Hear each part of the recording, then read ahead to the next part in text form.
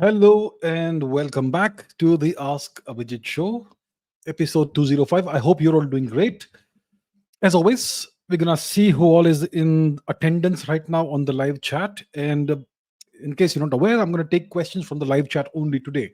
So it's fully interactive, fully live chat. And let us see who all is there. I can see Rudra, McLovin, Aryan, Amisha Mishra, hello. Illuminati Creek, hi.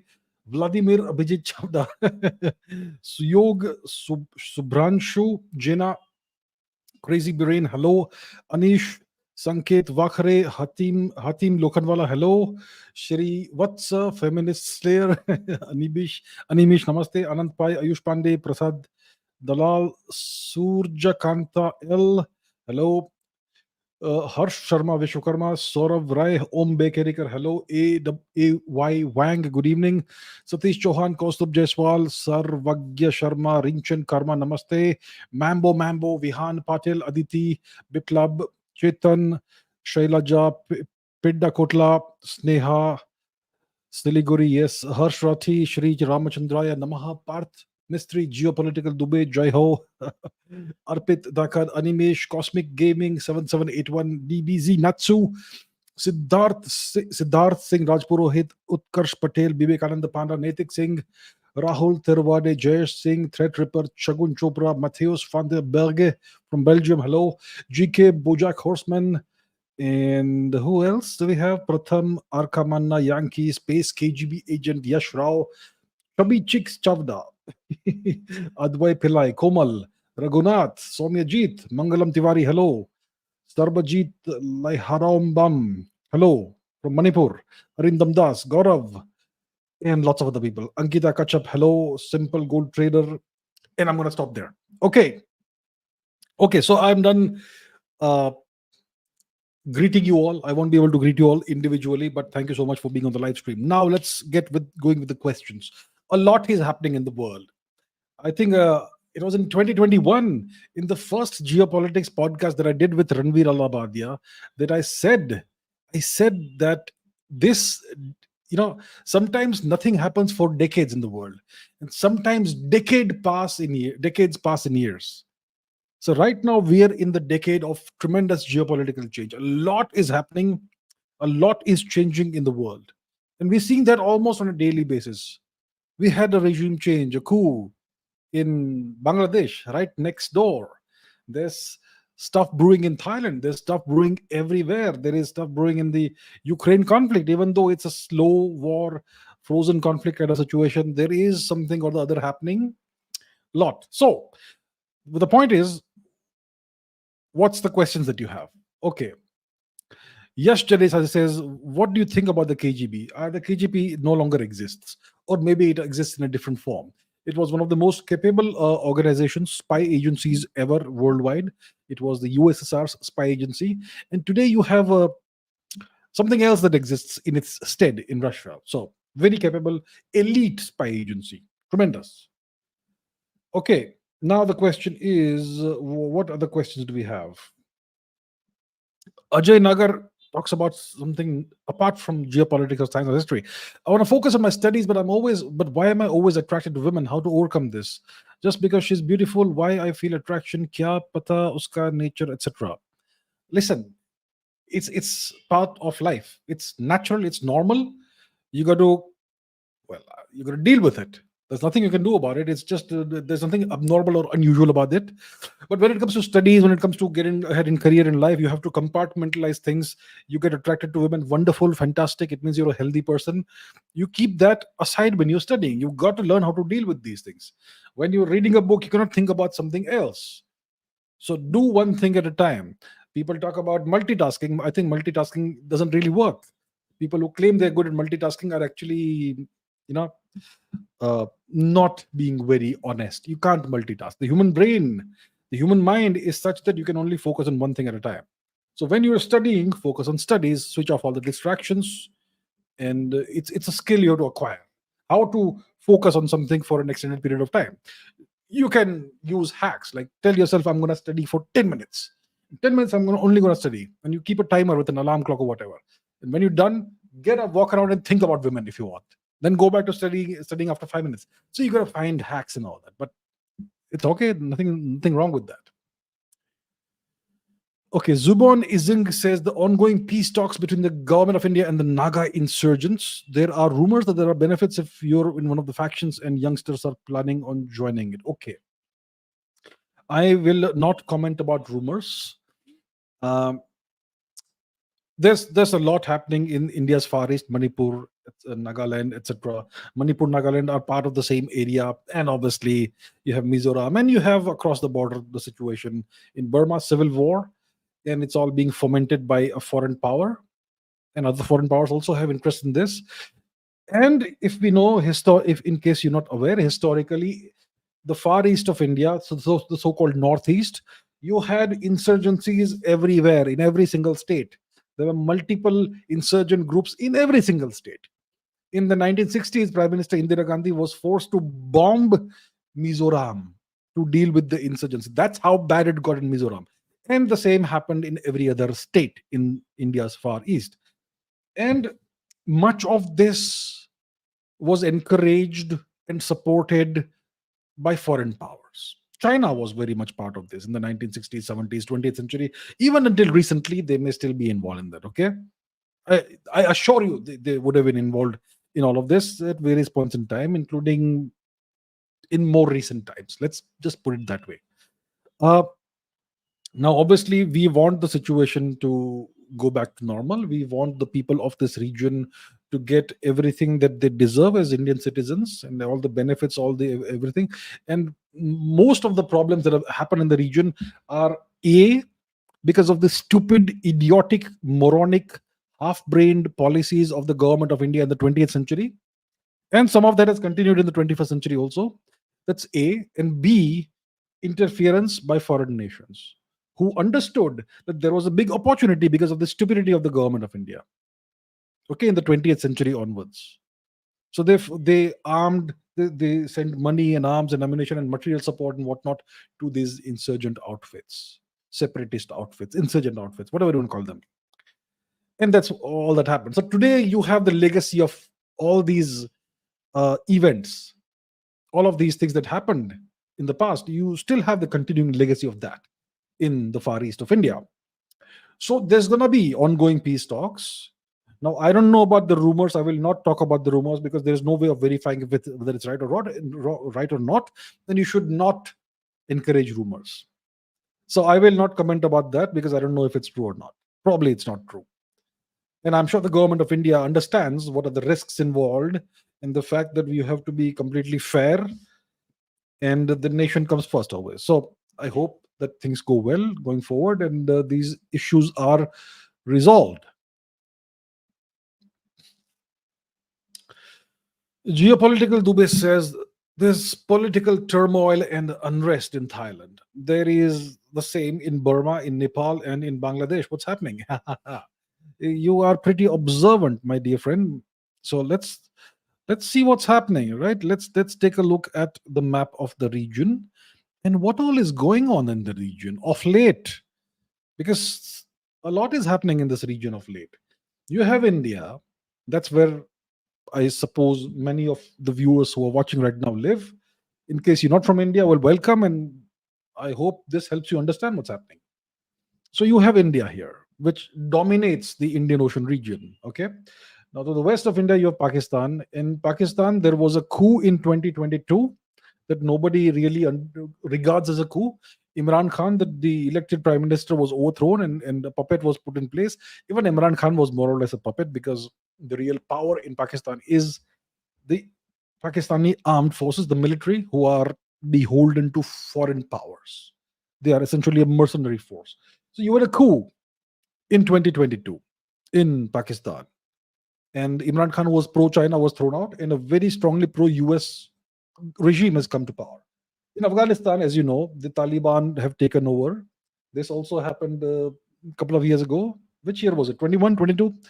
Probably somewhere around that time. I forget. My memory doesn't always... so the point is, Taliban has come to power. They are a pro-US force, strangely enough. Okay. Strangely enough. They are on the US payroll, allegedly. There is that. So to the west of India, you have that happening. Iran, the Middle East, the West Asia region is always in conflict, and there's a lot happening right now. Sri Lanka, you had the Rajapaksas who had to leave the country, and the country was nearly bankrupted by them and by Chinese involvement, etc. You have that.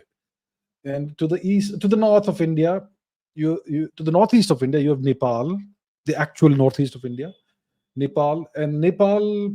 Well, there's always, right now the situation in Nepal is such that the political system, the political class is very strongly pro-China, and they have ensured the education system, the media, all of that portrays China as nicer, as better for the Nepalese interest compared to India. So there is that entire narrative that's prevalent in Nepal right now. Then Bhutan, there are Chinese incursions. There is a lot of Chinese pressure on Bhutan to give up territory, especially close to the Siliguri corridor, etc. In Bangladesh, we had a regime change, and the Americans have installed a pro-US puppet regime in place. My Bangladeshi few viewers who are watching, if they are, will strongly disagree with what I say. That's fine. I understand the Bangladeshi perspective. I understand the fact that the Bangladeshi people regard this as the restoration of democracy, etc. Uh, Bangladesh is a nation that's truly conflicted. It's conflicted between two very strongly opposing forces. First of all, is its Bengali identity, which goes back thousands of years, and the second is the fact that the majority of the population, 90% plus, is Muslim. So there is this conflict between these two identities, the Islamic identity and the Bengali identity. And there's a lot to unpack there, which I'll not go into. And then to India's north, we have Chinese occupied Tibet, which is kind of, well, stable. And to India's east, you have Burma, Myanmar, which is in the throes of a devastating civil war. And the objective is to install pro-US,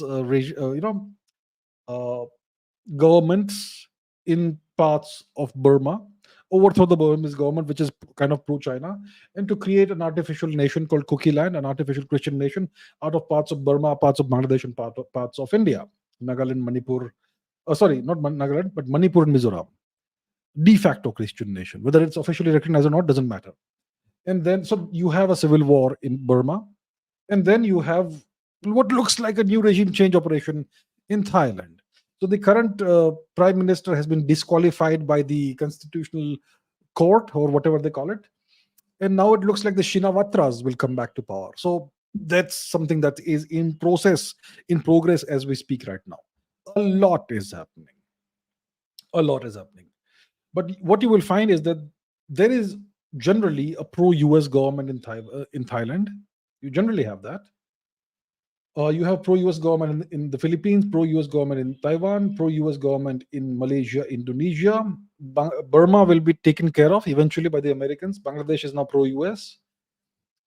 So what it does is kind of it encircles India. Now, India is not anti-US. India is not hostile to the US. India is simply a very large, independent, sovereign nation. That's what India is. And the Americans want India to take sides in the world. They want India to take the side of the US when it comes to the Russia-Ukraine conflict. India has stayed neutral. India has pursued its own interests. The Americans would like India to participate in the sanctions against Russia, which would be very bad for Russia if India did that, but India has refused. The US wants India to participate in various actions against China. India would not want that to happen. India would like to have a reasonably good relationship with China, despite all the Chinese provocations on the border and all that. So that's the conundrum India faces. So the entire region around India is kind of, every single nation in the region is either occupied by somebody else, as in the case of Tibet, or it's a proxy of somebody else. Pakistan is a US proxy, Afghanistan is a US proxy, Sri Lanka, you could say, is a US proxy, the Maldives are a Chinese proxy, Bangladesh, US proxy, Nepal, Chinese proxy, Bhutan is in Indian protectorate. Then you have Burma, which is in a state of civil war. It used to be a Chinese proxy. It could soon have multiple nations formed out of Burma, many of them pro-US, and so on. You get the point. That's what's happening. That's a big overview of the region, of what's happening in the region. Okay? Okay. Akshay Dillon says, What about the Iran-Israel conflict? Will Iran go to war with Israel? Okay, so let's revisit that conflict. So there's a lot to unpack there. Also, historically speaking, well, it all starts in the 1970s. 1979, there's the Islamic Revolution in Iran. Ayatollah Khomeini comes back to power, and the regime of the Ayatollahs, like the West likes to say, comes to power in Iran. This is a strongly anti-West regime. Well, Ayatollah Khomeini was, he had taken refuge in France, in Paris. I think it's Paris, France, for many years, maybe in exile. He was in exile, and then he comes back to power. So this is a strongly anti-West regime. That's what the West says. Uh, the I think the perspective of the Iranian government is that they are not anti-West; they simply want to be left alone. But yeah, everybody has a different perspective. But the overall strongly, the dominant narrative, the media narrative that you will see in India, everywhere else, is that Iran has a strongly anti-West government, and India is a state, and Iran has a strongly anti-West government, and Iran is a state sponsor of terrorism.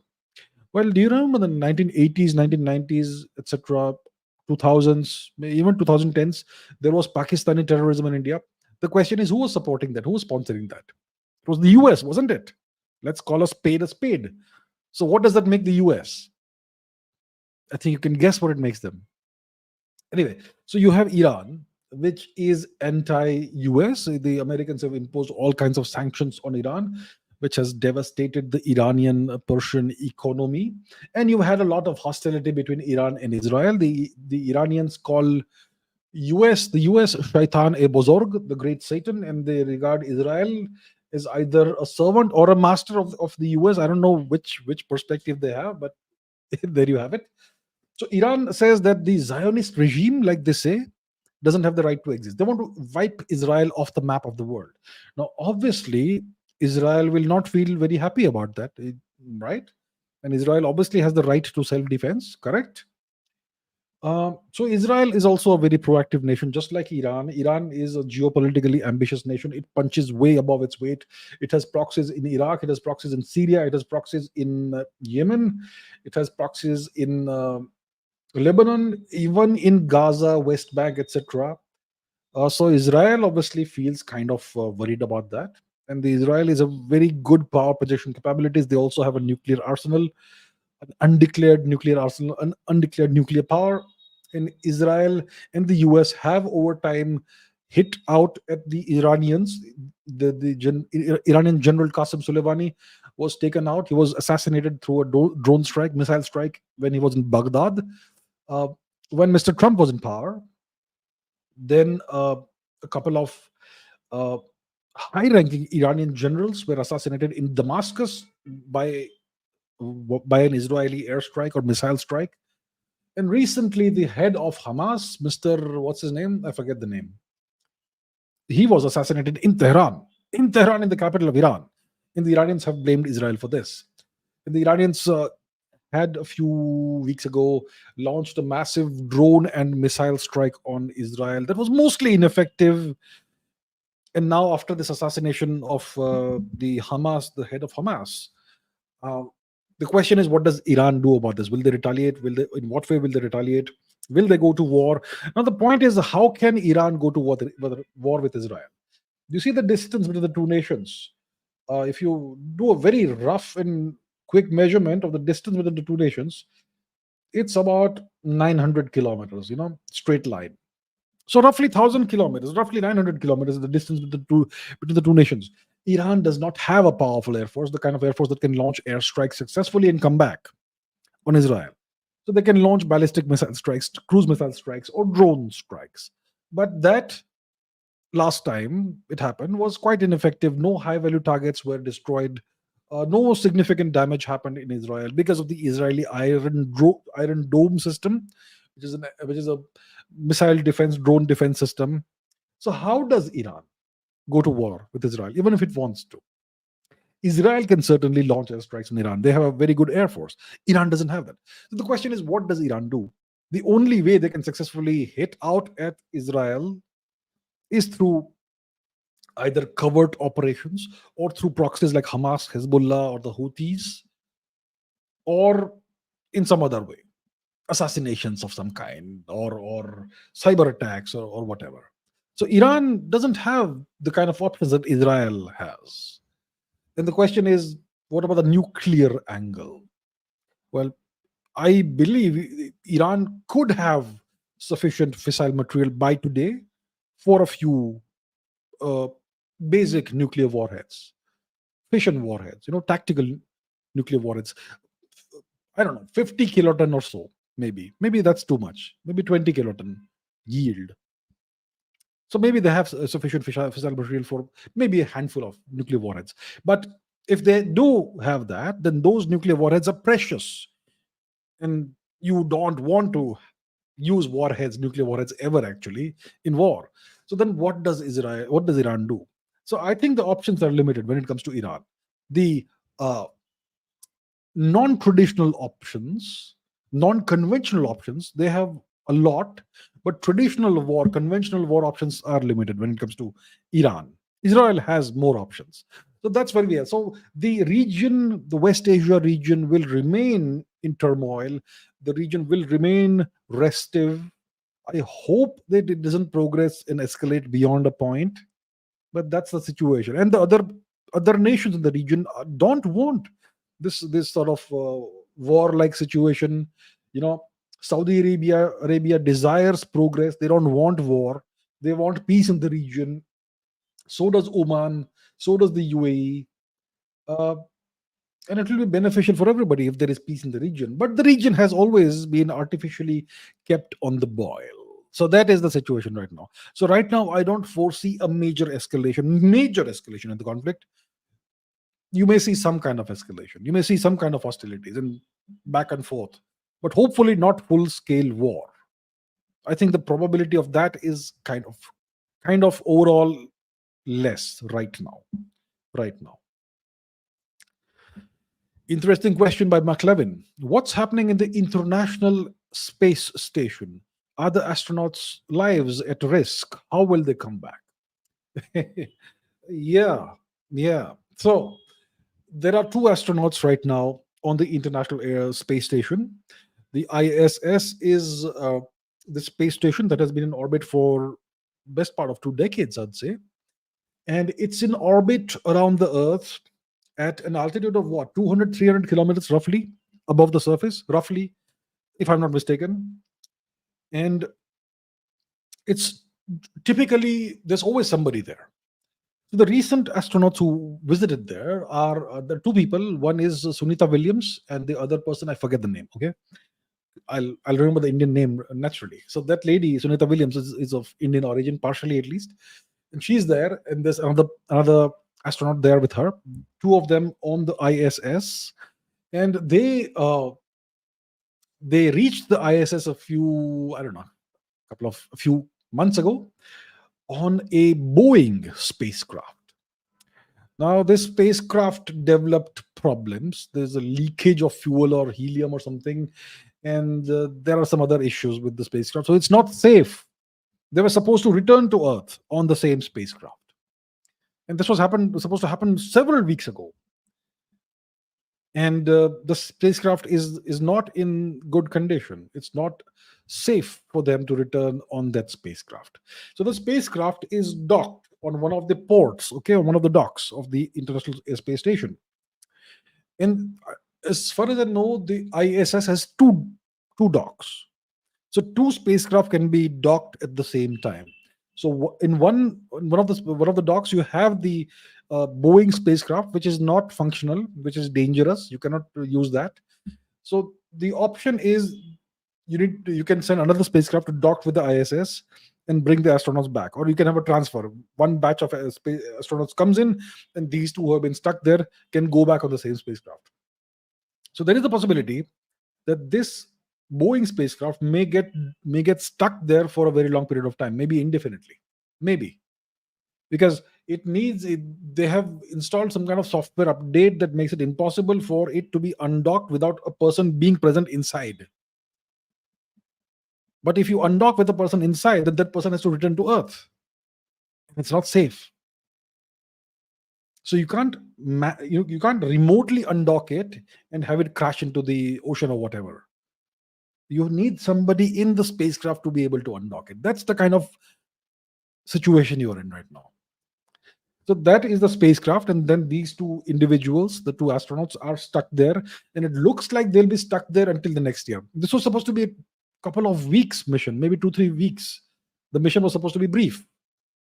They are there indefinitely. They may be able to return only next year. So I don't think their lives are in danger. Their lives are not in danger. There is probably enough food, oxygen, all that on the space station to sustain them indefinitely. Um, Enough supplies, but yeah, they're stuck there. So if any of them had plans of what to do in October, November, December, whatever, all those plans have gone haywire. But hopefully they return safe as soon as they can. But this raises questions about Boeing. What on earth has happened to Boeing?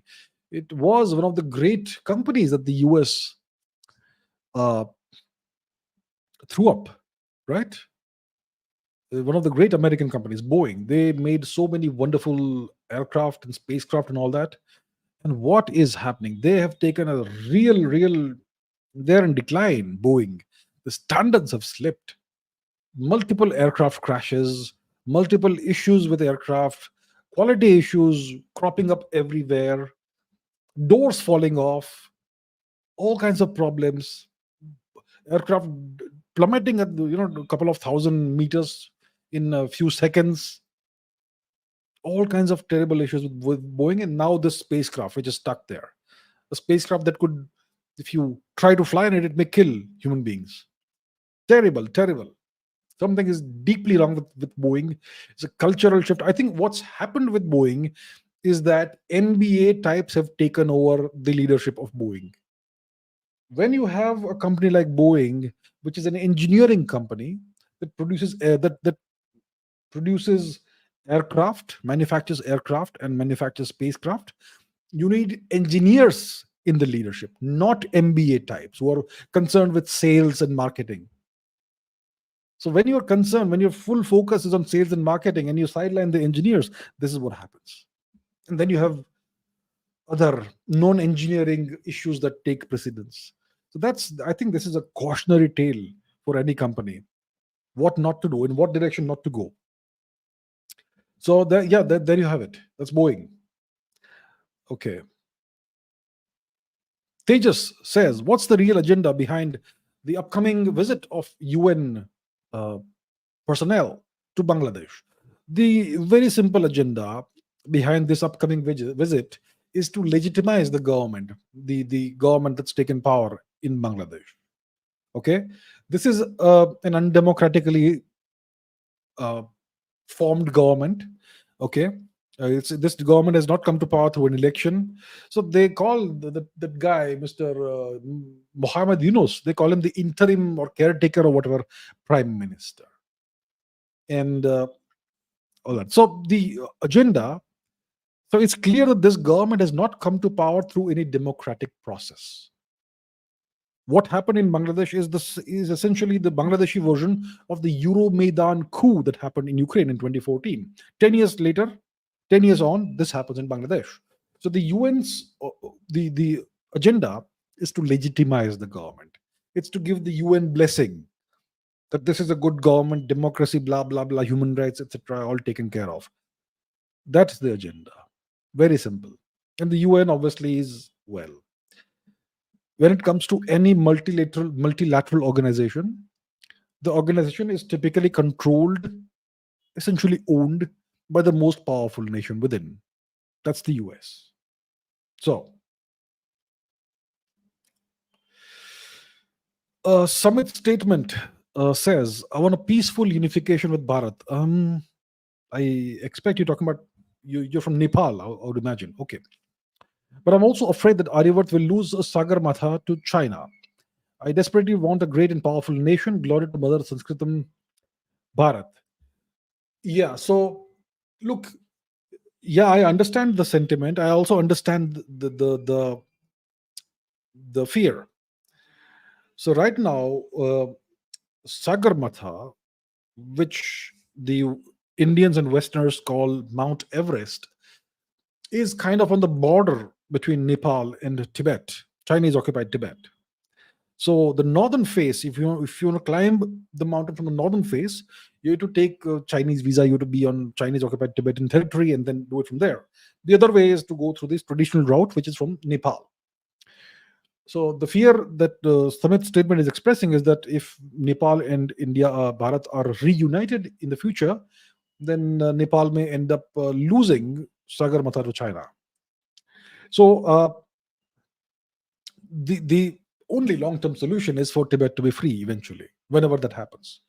It won't happen anytime in the future. Once Tibet, Bangladesh, is free again of any foreign occupation, then that fear doesn't exist anymore. Because Tibet is part of our extended cultural sphere of influence. So Tibetan culture is nothing but a local version of Indian culture with a lot of enrichment from Tibetan history and Tibet's ancient past itself. So if, as long as Tibet is under foreign occupation, this fear will exist. This fear will exist. So the solution is for Tibet to be free of occupation. That's all it is. And obviously, whenever this happens in the future, that Bharat, Nepal, and whatever else, there's a reunification, it should happen when India has a Bharatiya government and a Bharatiya constitution. Right now, it is. I don't know if the people of Nepal want to be under a secular constitution, the secular constitution that India has right now. Right now, Bharat is India, and India is a secular state, a Hindu-phobic apartheid state. I don't think so. It should happen in the future when things are better. In India, and Bharat reclaims the status of a civilization state as opposed to a simple nation state the way it is right now. Ishant Singh says, why do Western people really hate Indians? Oh, look. It's not like everybody in the West hates Indians, okay? There are sensible people everywhere in the world, but they are generally in a minority. The overall what's happening right now is that India is growing. India is growing for the first time in 1,000 years, essentially. India was smashed and humiliated for 1,000 years, the millennium of humiliation. The Chinese have this narrative of a century of humiliation by the West. Well, India, Bharat, has undergone a millennium of humiliation. And that millennium of humiliation was under two foreign occupations. One was the Turkic occupation, the second was the European occupation, mainly the British occupation.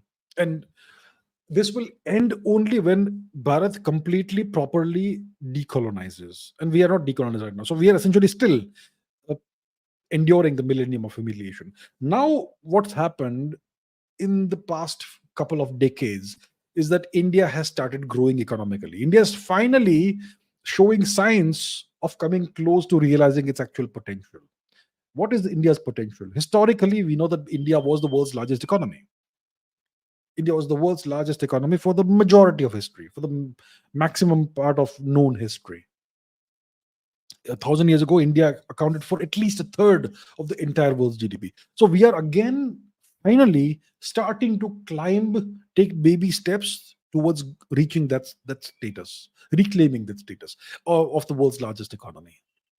Now, that is something that the existing powers would not be happy with, because it would mean that this nation that was nearly destroyed, the civilization that still refuses to die, is now reviving itself, and it will soon surpass the West. Will the West like it? They won't like it. So when it comes to the Western media, they have this very strong anti-India narrative that is spun all the time. And there was a significant upsurge of this after February 22, after the Russian invasion of Ukraine, which India refused to condemn. So then this entire narrative started being spun, and all kinds of experts started weighing in, portraying the current Indian government as fascist and authoritarian, and they have been portraying India's democracy as something that is backsliding. India is not a proper democracy because we are not pro-West. I sometimes I appear on various news channels like Republic, and you get lectured by by individuals from friendly countries in those debates. They lecture us that we need to be more pro-West, etc. It is good for us, and so on. So we are not doing that. We are a genuinely sovereign nation, and we are refusing to become to participate or to become a pawn on somebody else's chessboard. And that's why there is this very strong there is this strong anger against India in the US, in the West. And that's why they are creating this narrative in the media. And when this narrative is created, there's also this other narrative that is created that seeks to portray India as a very backward, misogynistic, dirty, all that, country.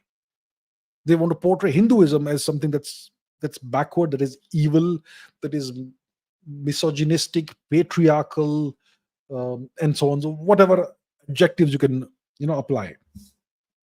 So this narrative is created in the West, and then the common people of the West, they simply go along with that. They believe whatever the media tells them.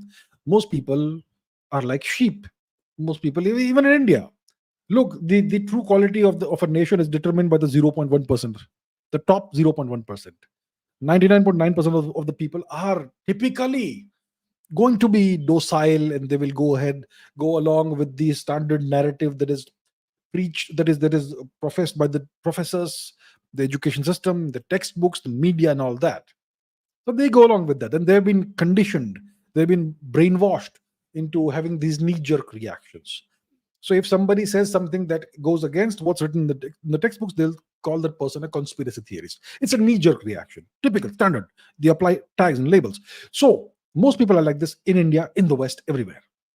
And that's why in the West, because this media narrative is created, because the education system portrays India as a very backward country, etc. So most people absorb this, and they genuinely believe that India is a backward and bad country. And that's what you see on social media. And that's why a lot of Western people have these negative feelings and towards India, negative perception of India.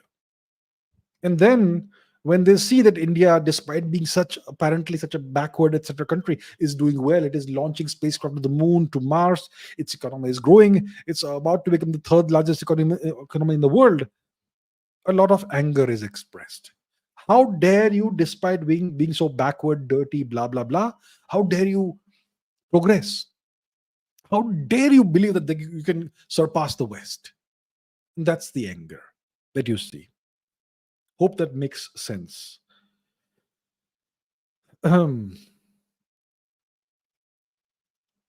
Okay, let us take some other questions. Tanay Chandra says, what are your views on the UK riots? Do you see the arrival of a new crusade in England? The UK riots are a natural expression or natural reaction to what's being done to the indigenous native people of England and overall of the West. So look, at one level, I kind of feel sorry for the people of the UK and the West. I know they have destroyed our nation. They've tried their best to destroy our nation, but I don't blame the common people for that.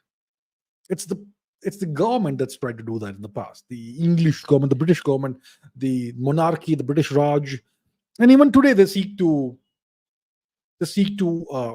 prevent India's growth, prevent India's rise, delay India's growth. The governments do that, and there is this very strong anti-Indian narrative in the academic system, in the academia, in the media, etc. And that's why a lot of Westerners have a very strongly negative perception of India. Despite all of that, at some level, I feel sorry for the people of the UK, the people of Europe, the people of the US. The demographics of their nations are being re-engineered, and there is nothing the people can do about it. Okay, so there is this big influx yearly, monthly, weekly, daily, of immigrants, of illegal immigrants from certain parts of the world, whether it's West Asia or Afghanistan or or parts of Africa, they are typically military age men, and they come without their families. They come. There are hardly any women or children.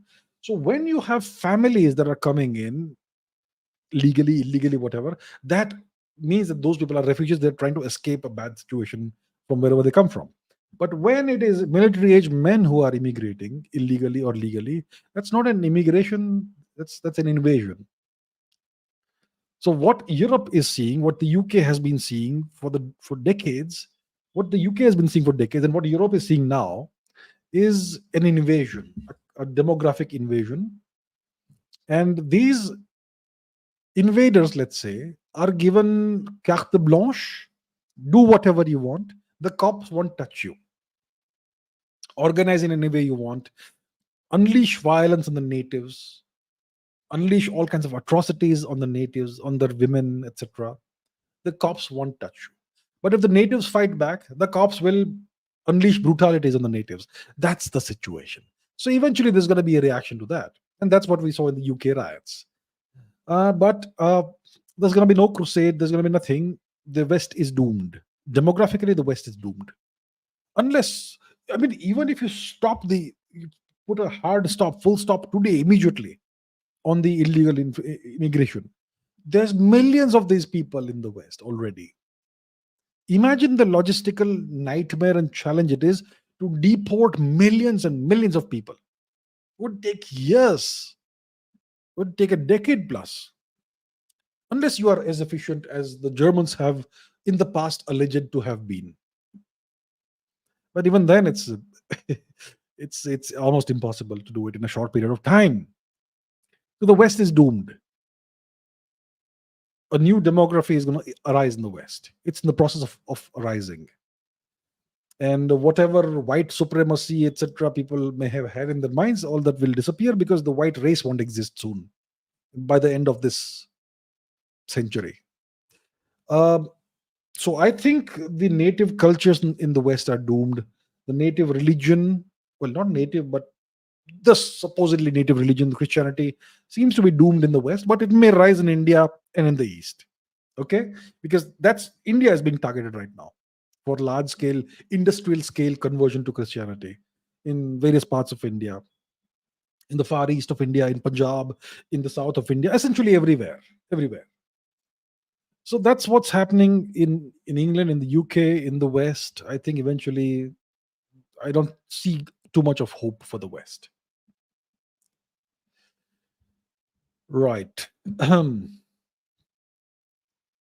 Aryan Tiwari says, despite being so powerful, why does the US tolerate Cuba? In Venezuela, countries like these, they don't seem to be too friendly with the US in the past years. Yeah, good question. So the US has imposed since the 60s, no, even before that. Since Fidel Castro came to power, the Americans imposed, from that time onwards, the Americans have imposed sanctions on Cuba, crippling sanctions, debilitating sanctions. The Cubans still drive cars from the 1950s. You know that? So tremendous sanctions on Cuba, and Cuba is completely under control. There was a brief period of time when Cuba became a problem. There was in the 60s, the Cuban Missile Crisis, but since then everything has been fine. So Cuba is completely crippled, completely under control. What is there to tolerate? Obviously, they'll tolerate it. There will be intolerance only if Cuba dares to get off the reservation or not stay in its lane. Cuba is completely under control. When it comes to Venezuela, again, its economy was crushed and destroyed by US sanctions, and now they are completely harmless. And the Americans are again now buying oil from Venezuela. So the Venezuela is cooperating. So why would you not tolerate that? They may have a regime that doesn't like you very much, but they have no option. They have no choice but to obey and do what the Americans want. So why will the Americans not tolerate? Please understand this. The world is a little bit more nuanced than black and white. Cuba is completely under control. And if the Americans desire, they can flatten Cuba tomorrow morning. And the same with Venezuela. You Most people have absolutely no understanding of the incredible might of the US military. You have absolutely no understanding of how powerful the US military is. They can flatten Cuba tomorrow morning if they wish. They can flatten Venezuela tomorrow morning if they wish. They have that power. So overall, despite having that power, actually they are being very nice. And of course, they everything is under control. So what's the problem? So understand that you may have a regime, a government that's not friendly, but as long as you are under control and you don't pose any genuine problems, they're going to tolerate you as long as they get what they want.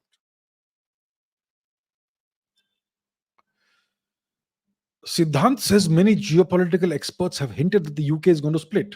Okay, I don't know who these experts are, but if you were to ask me, eventually the UK may split.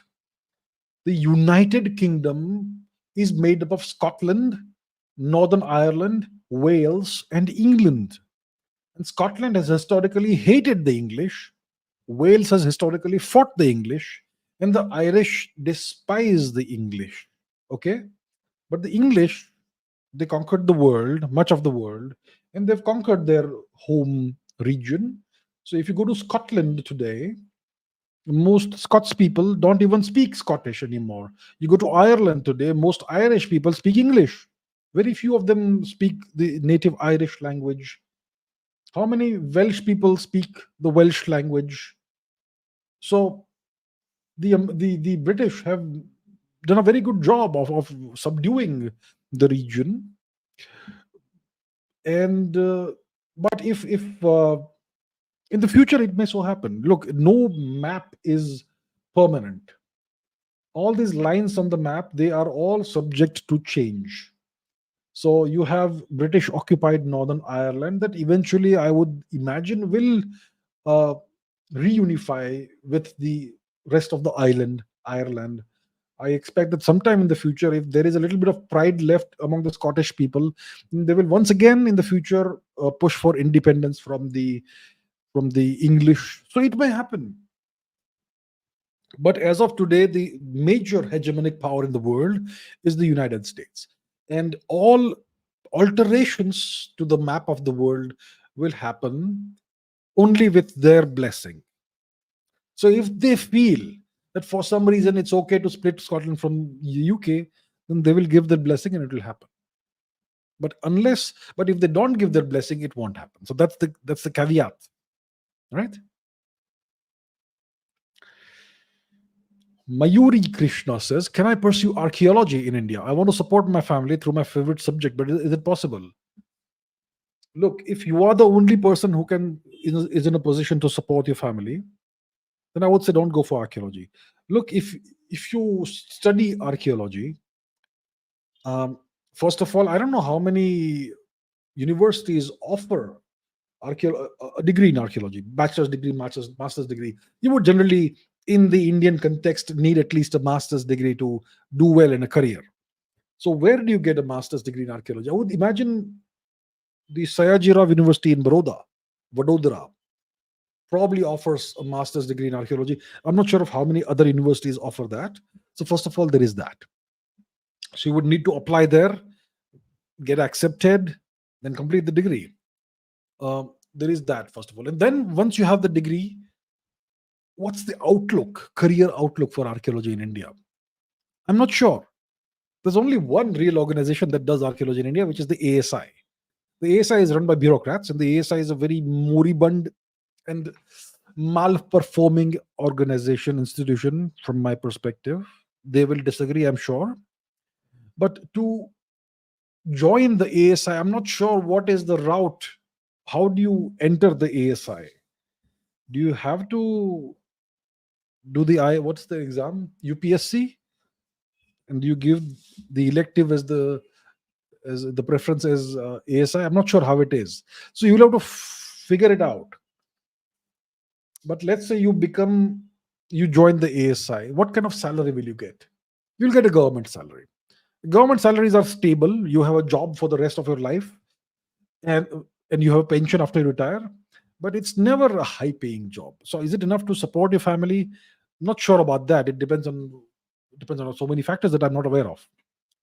So you have to consider all these things. That's what I can tell you. That's the best answer I can offer you, without knowing your specific circumstances, your academic track record, whether you will be able to obtain admission in an archaeology program.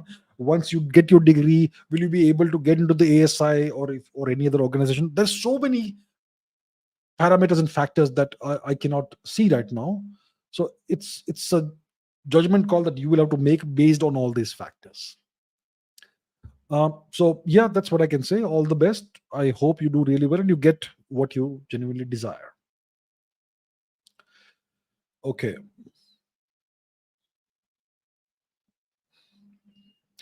Sri Ramachandraya Namaha says, as a student, it's very difficult for me to study after knowing the history was fake and biased. What to do?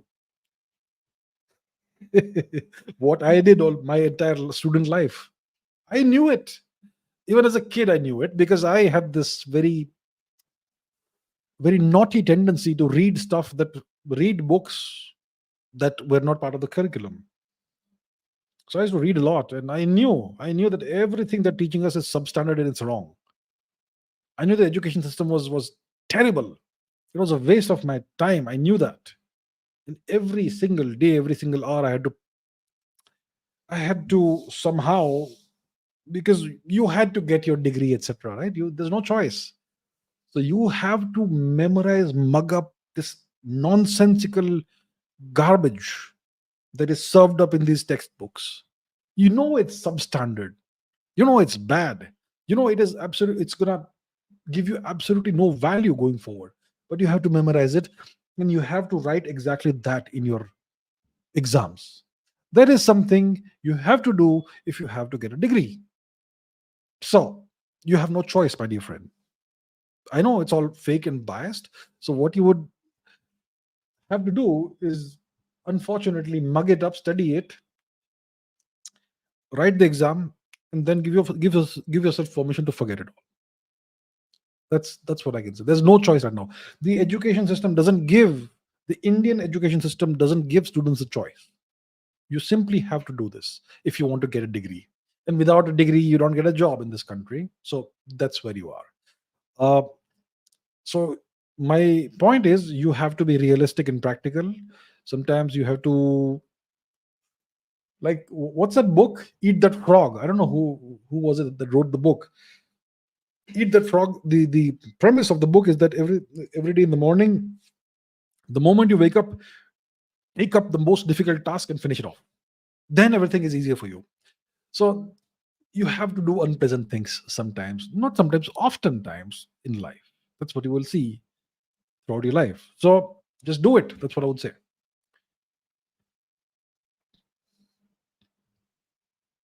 Tejas says, new discovery of human remains in Haryana that dates back to 8,000 BC, 10,000 years before today.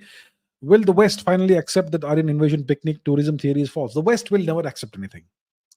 And I don't know what these human remains are. I've not seen the news. I've not read the articles. If there are any research papers or reports, if there are any, I have no idea. But let's say you find human remains in Haryana, which date back to 8,000 BC. Well, you would need to analyze those remains, do a genetic analysis, and figure out what kind of population and genetic lineages these remains represent. Then you can talk about the Aryan invasion myth or whatever. So, without knowing any of that, I can't say. Just because you discovered remains somewhere of a certain time period doesn't mean that a certain theory is falsified or proven. So, it's too early to say. So, I cannot pass any judgment without reading about this in detail. Uh, but let us say hypothetically that these remains, what will they show? They will show a lineage that will be similar to present day modern Indian lineages, or maybe they'll show something else. I don't know. So I think it's too early to comment about this, and because I've not seen the news, not read about this, I can't say anything about it. But whatever happens, the West will never agree. They will never accept that the Aryan invasion theory is false. They'll simply keep on spinning the narrative. Okay. Geopolitical Dubey says the US has South Korea and Japan, but why are they not able to do regime change in North Korea? Or they don't want to do just to pressurize South Korea and Japan? No, they would, I'm sure, want to have a regime change in North Korea and have to have democracy in North Korea. But North Korea is firmly it has a firm support and unconditional support of China. And China is powerful enough in this region, and the North Korean government regime, whatever you want to call it, is in firm control of the country, and that's why they're not able to do anything. If North Korea was all alone without the support of China, the Americans would do a regime change tomorrow morning. But because the North Koreans have Chinese support, that's why the Americans are unable to do that.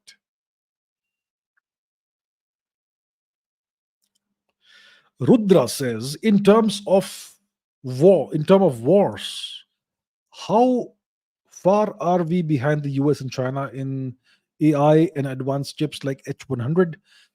Could the US form a one world government with AI surpassing the nuclear problem? Tough times. How far are we behind? First of all, in terms of wars, in terms of military might, we are no comparison to the US. And we are overall, in terms of hard power, about one third that of China. So China is essentially 3 times more powerful than India overall. That is simply a fact. You got to accept that. When it comes to the US is approximately 20 times more powerful than India. 18 to 20 times more powerful than India. Way more powerful. Okay, so there is no comparison between the US and India. The US is it's like not an order of magnitude, but like 20 times more powerful. Yeah, that's an order of magnitude more powerful than India. So no comparison. Now, when it comes to technology, AI, and chips, we are beginning our chip making journey. We're going to have plants coming up in various parts of India, chip making plants. So we're going to be starting essentially from ABC, or maybe somewhere along the way. But it's a good thing. At least we are starting, but we are far behind. Okay, maybe like 20, 30 years behind, maybe 30 years behind the US and China. China is a few years behind the US, and we're going to be like 20 or 30 years behind China when we start the chip making program. So it is what it is. At least we are starting now. We could have started in the 1980s, but our government of the time refused and sabotaged the program for some reason. Sabotaged, actually. So we are starting now. So we are far behind. In terms of AI, I don't even know where we are in terms of AI. The US, we know their AI capabilities. The publicly, the ones that are made available to the public. Okay, those capabilities we are aware of. It's entirely possible that the US may have US companies, military, whoever, may have achieved artificial general intelligence. It's possible. They may even have achieved artificial super intelligence. Even that could perhaps be possible. We don't know. That will remain under wraps for years, maybe decades. So that's where the US is. The Chinese also have very good AI capabilities. So they have not reached the level of the US as far as we know, but they are not far behind, very far behind. What about India when it comes to AI? I don't know if we have even started doing any AI research. I don't know.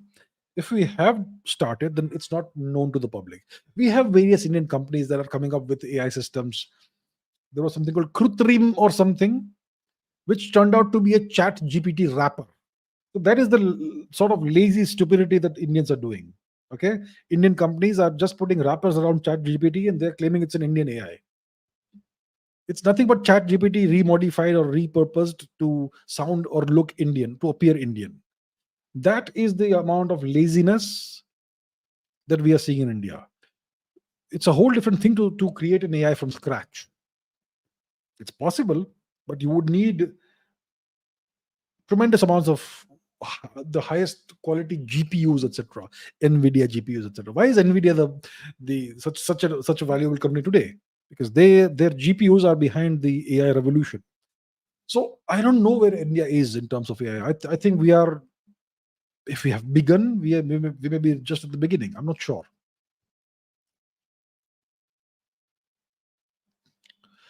Ritaban Guha says, your thoughts about Anunnakis. I don't know what that is. I've heard of some supernatural element or some mythological tale about something or the other. That's the vague understanding I have. Something mythological, something to do with uh, the Mesopotamian region, some mythological story that came out of there, something supernatural. That's what I. That's the vague knowledge I have about it. Nothing more than that. Okay. Shivendu says if China attacks India with naval army, which states do you think it will choose to enter its army for naval war? Uh, a naval war happens at sea. At sea. It happens in the ocean. It doesn't happen in states.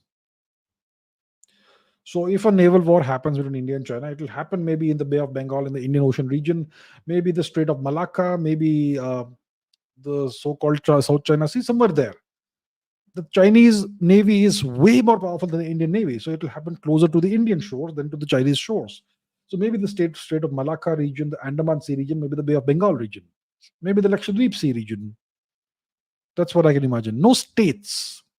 Naval war doesn't happen on land; it happens at sea.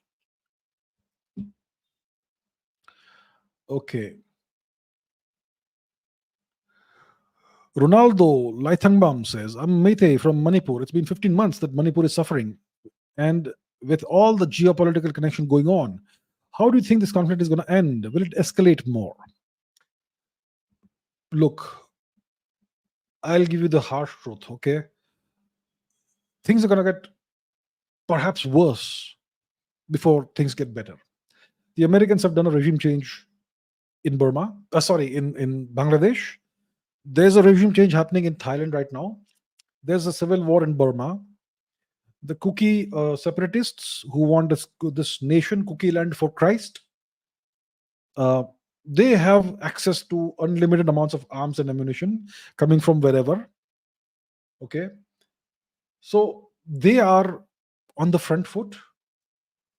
There are certain regions in India's Far East that are, you could say, significantly pro-Kuki, okay, without naming them.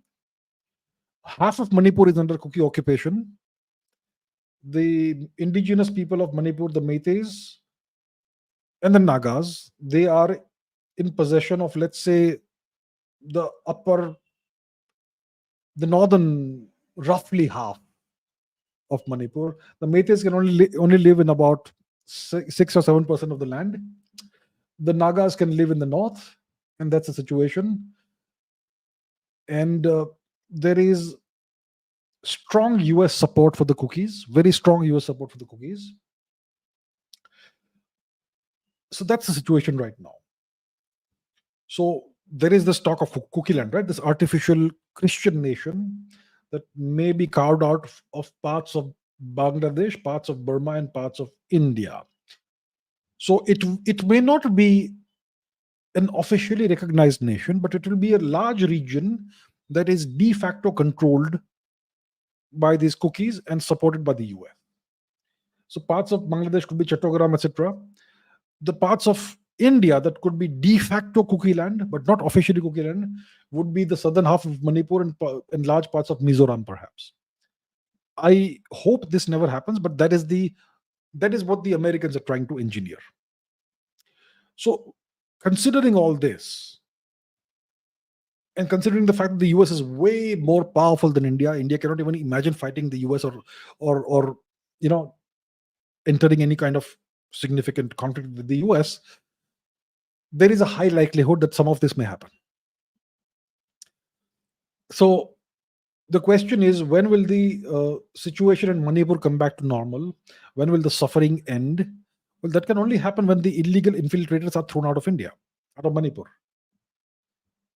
Few lakh illegal infiltrators, Kukis. When will that happen? I don't even know. I can't say. It may take 20 years. It may take more. It takes a lot of time, a lot of logistics, etc., to evict, to deport, I don't know, a few lakh individuals. They will refuse to go. They will not go voluntarily. And if they're not going voluntarily, what do? You have to deport them by force. But they have arms and ammunition, which means they will fight your government, they'll fight your army, they'll fight your armed forces. And if that happens, then the great superpower will say that India is indulging in human rights violations. And then they will sanction India.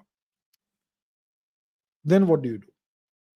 So that's the situation India is in right now. India cannot afford to antagonize the superpower. India cannot afford to go against the superpower. India cannot also, on the other hand, India cannot afford to lose its territory. India cannot afford to lose sovereignty in Manipur, in Mizoram. So what does India do? Tough times ahead for India, tough times for the government of India. But I think this conflict, this situation will persist for the foreseeable future. It may take at least 20 years for a resolution to this conflict, to the problem. And please understand, my dear viewers, this conflict did not start in May 2023. Manipur was not under foreign occupation in May 2023 onwards. This illegal infiltration was going on for a very long time. It started with the British settling cookies in the region in the 19th century. And then they brought in more and more over time. In the 1910s, 1920s, 1930s, 1940s. Then after Manipur becomes part of India in 1949, the government of India. Who was the government of India? Who was ruling? Which party was ruling the country?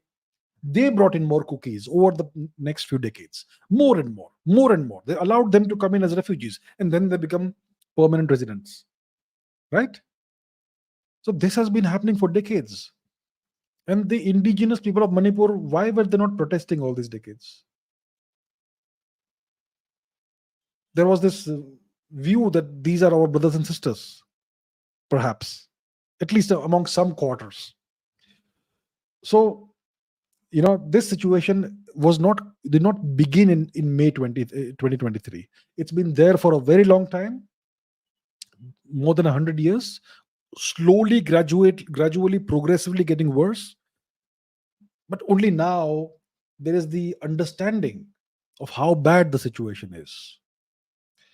So just because somebody has encroached into your territory and has settled down, and they have been on the land for 2 or 3 generations, or maybe 4 generations, doesn't mean they are citizens. They will have to be evicted. There has to be a cutoff of an NRC. The cutoff should actually be 1891, when the British illegally occupied Manipur, or 1949. I would say 1891, and then deport those who came after that. That should happen, but that won't happen anytime soon. So that's the situation. No easy solutions and no quick resolution. Nothing. It's going to be bad for a long time.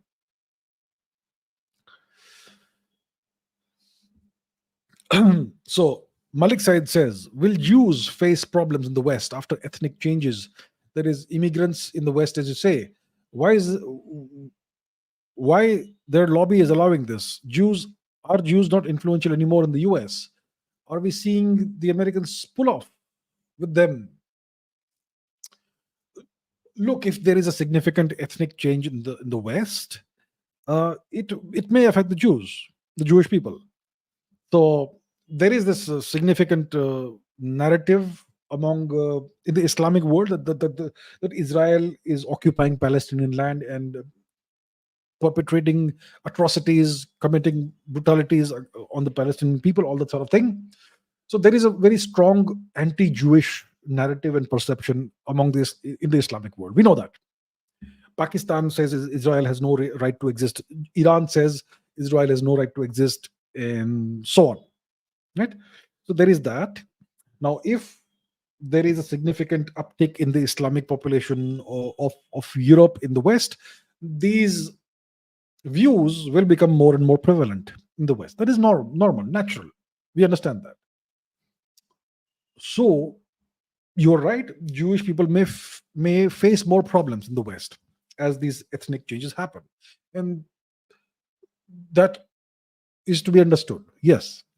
So the question is, why is their lobby allowing this? Well, the Jewish, I don't know what Jewish lobby. The Jewish people don't control France. They don't control the US. They don't control Europe, as far as I know. Some people may claim that way, but do you have evidence to prove that? So look, this is happening the Jewish people certainly are influential. Jewish people are very small but very prominent and very powerful minority in the US, very influential. They are in Hollywood, they are in parts of government, etc. Clearly, there is something about them that makes them very influential. They do very well. I think when you look at the demographic of the US, and we take a look at part which which ethnicity in the US is the highest earning ethnicity, it's generally the Indians, right?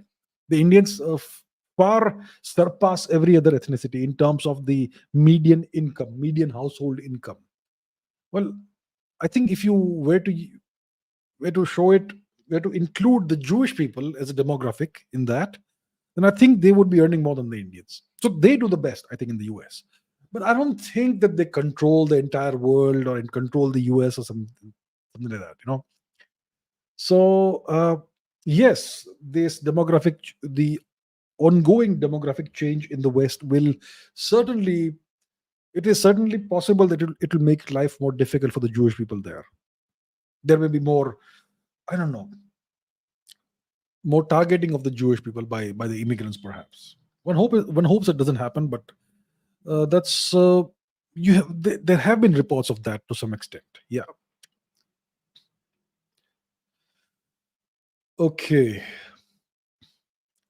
Vishnu Gopi says Kursk invasion implications.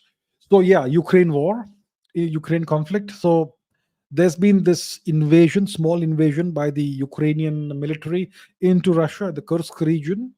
It's an ongoing situation. Initially, it was like the Ukrainians have captured a large amount of Russian territory, etc.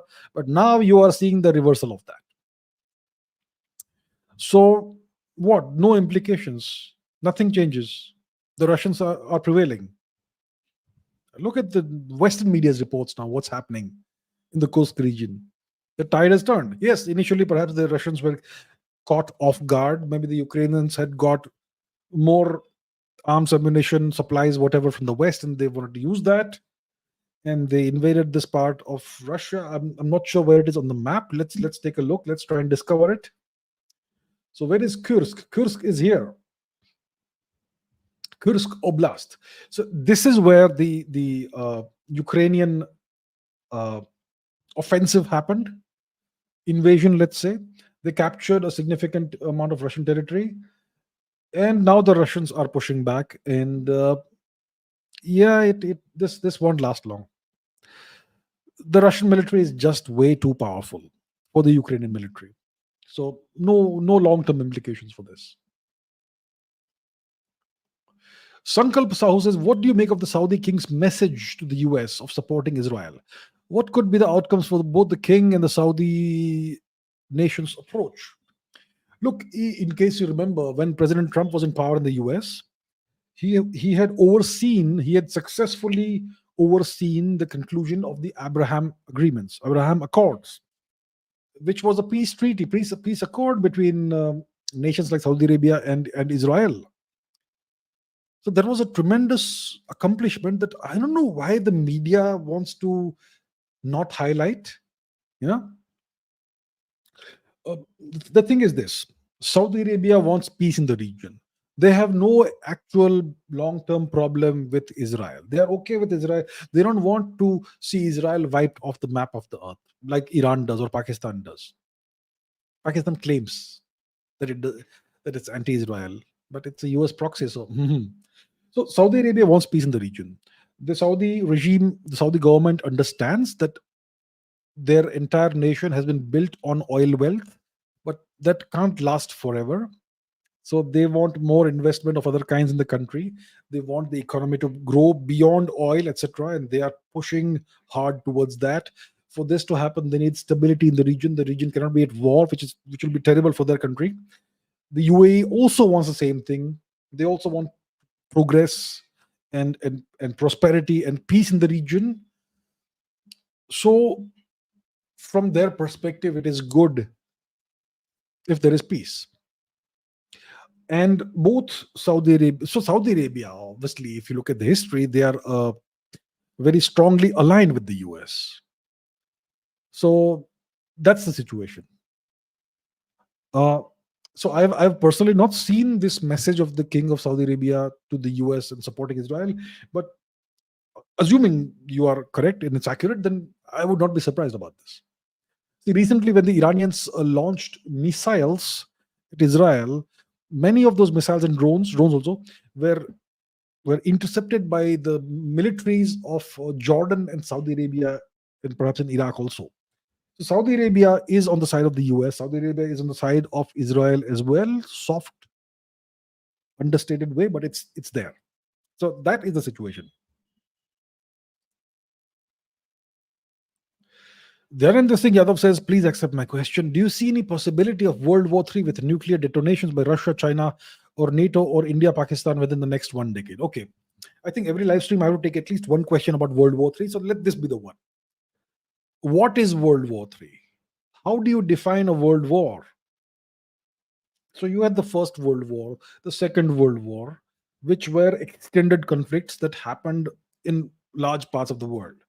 Multiple nations involved, lots of powers fighting each other. And you had conflict in the seas, you had conflict in Africa, you had conflict in Europe and other parts of the world. That's World War One. It was mostly a European war. And in World War Two, this spread across the globe. India was involved because of the British who were occupying India.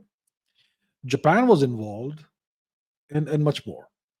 So that once again was almost a global conflict. There were battles at sea, battles in air, all that. So a world war is typically a conflict that involves lots of nations, much of the world, and it's a very severe, very deadly conflict. Now, in today's context, if India and Pakistan go to war, is that a world war? It is a world war only if much of the rest of the world gets involved. Now, if India and Pakistan go to war, who will get involved? Who else? The only options you can think of is probably China and the US. Will the Chinese want to get involved in a war between India and Pakistan? Probably they would not want to get involved. They would want to get involved only if there is very low risk to them. And there is not very low risk to them if they get involved in a war against India. So if there's a war between India and Pakistan, even if it's a nuclear war, let's say, we don't want it to happen, but even if it is, the Chinese won't get involved. And the Americans also probably won't get involved. And even if America gets involved on Pakistan's side, then the war ends and it's not a world war. And before the US gets involved, probably Pakistan will no longer exist if it's a nuclear war. So that's not a world war. India Pakistan is not a world war. What about India China? Well, India China, if they go to war, will Russia get involved? No, Russia will stay out of it. Russia will very much stay out of it. It is not in their interest to get involved in a war between India and China. They have their own huge problems to deal with.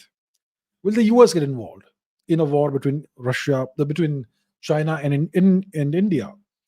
They will try to extract more than a pound of flesh from India if there's a war. So once again, even if it's a nuclear war, it will devastate both nations, but it's not a world war. The only possibility of a world war is if the US and Russia fight each other. What about the US and China? What if the US and China go to war? The US will devastate China. China doesn't stand a chance. Okay, I don't care what the media narrative is.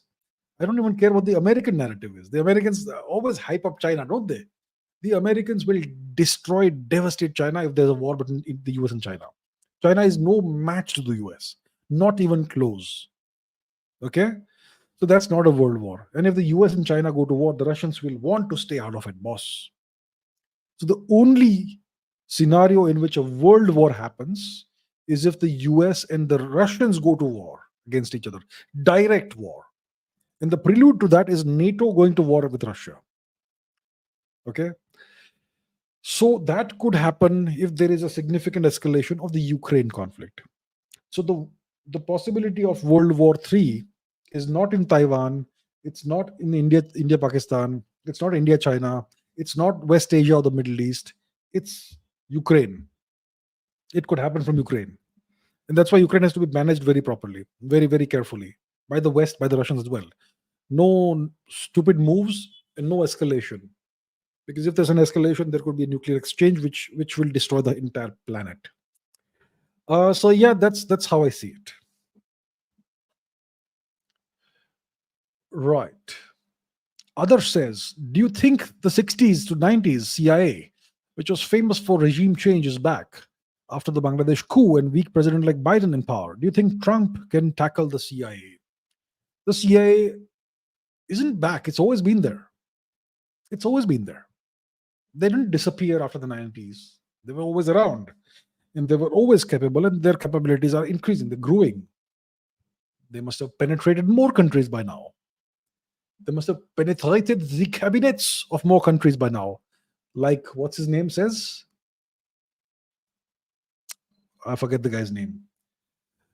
So, infiltrated, they must have infiltrated various institutions in various nations and so on. So the CIA has never gone away. It's always been there, and they're stronger than ever before. Biden is a weak president, we know that, but every US president is just like that. Some are more, some look healthier, some look not so old, some look very active, vigorous, etc. But the real power is always something else, not the US president. So Biden, what he has done is he has finally highlighted the fact that the US president is not really in power in the US. Don't believe that Barack Obama was the real guy in power when he was in power, or Reagan. There's always something deeper and more powerful behind the scenes that is in power in the US. And that's what everyone calls the deep state. So that's the deal. Now, do I think Trump can tackle the CIA? No. Nope. Trump cannot tackle the CIA. Kennedy tried to tackle the CIA. John F. Kennedy. He tried to tackle the CIA. You know what happened to him?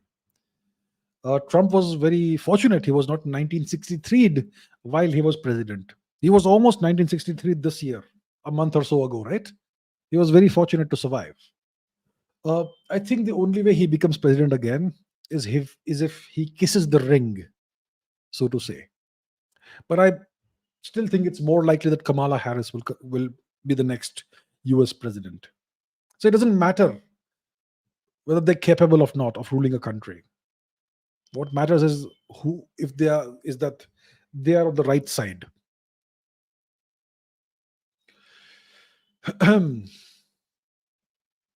Okay. Shri V says, what's your take on Bangladeshi Hindus and Rohingyas, the refugee crisis? Don't you think that the refugee crisis is engineered to decelerate the Indian economy? Yes, of course. Every crisis that is engineered in India is engineered to hamper India's economic growth and to hamper and to compromise India's cohesion as a nation, to compromise the government of India's ability to administer the nation, to create fissures and divisions, artificial fissures and divisions in India, in the Indian society. And if such divisions already exist because of the past thousand years of occupation, then you want to make those divisions and fissures wider, and you want to exploit that to destabilize the country, to compromise the country, and essentially to rule the country from outside by proxy. Eventually, that's the objective. So, any refugees that come into India, any illegal infiltrators that enter India, whether they are illegal Bangladeshis, whether they are Rohingyas, whether they are cookies, they're all part of this entire drive, this entire project to compromise India, to infiltrate, penetrate India, and to make India completely transparent to certain foreign powers. And eventually, the objective naturally will be to have a proxy government come in power in India, which is a proxy of a foreign nation. That's the deal. Now, what's my take on Bangladeshi Hindus? They are undergoing a genocide. And I'm sure that most of my Bangladeshi viewers who may be watching will disagree. And they may feel that there is no genocide. Well, first of all, in 1971, the population of Hindus in Bangladesh was what? 20%? 20% plus? Today it's 7.5%. What happened after the Pakistanis left Bangladesh? Did anything change? And right now, I have seen all kinds of horrible reports about what's happening to Hindus right now in Bangladesh.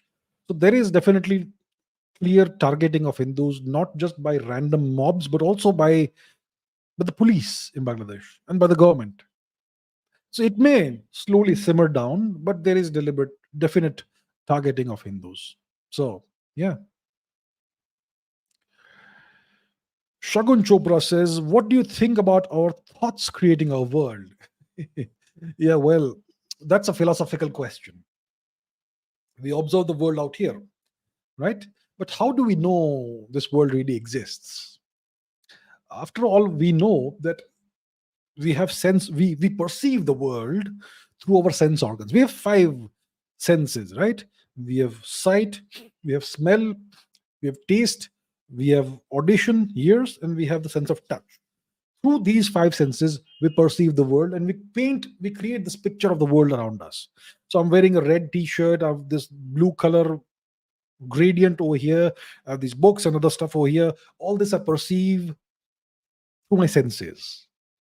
Now these senses, they they bring the information of the outside world into our brain, where it is processed, and they bring this information through nerves, through nervous signals, through impulses that travel in our neural circuitry. So the eyes have the optic nerve that crosses itself behind the eyes and then goes into the brain. There is an auditory nerve, and there's the ophthalmic system, etc. So there are nerves that take these signals and impulses into the brain. So we are relying on electrochemical signals to create this image that we have of the world and our entire worldview. Now, what if that's not reliable? What if actually there's no universe out there? It's only our brain that exists in the entire universe, and somehow we are perceiving these signals that are not true. What if that is the case? So this is a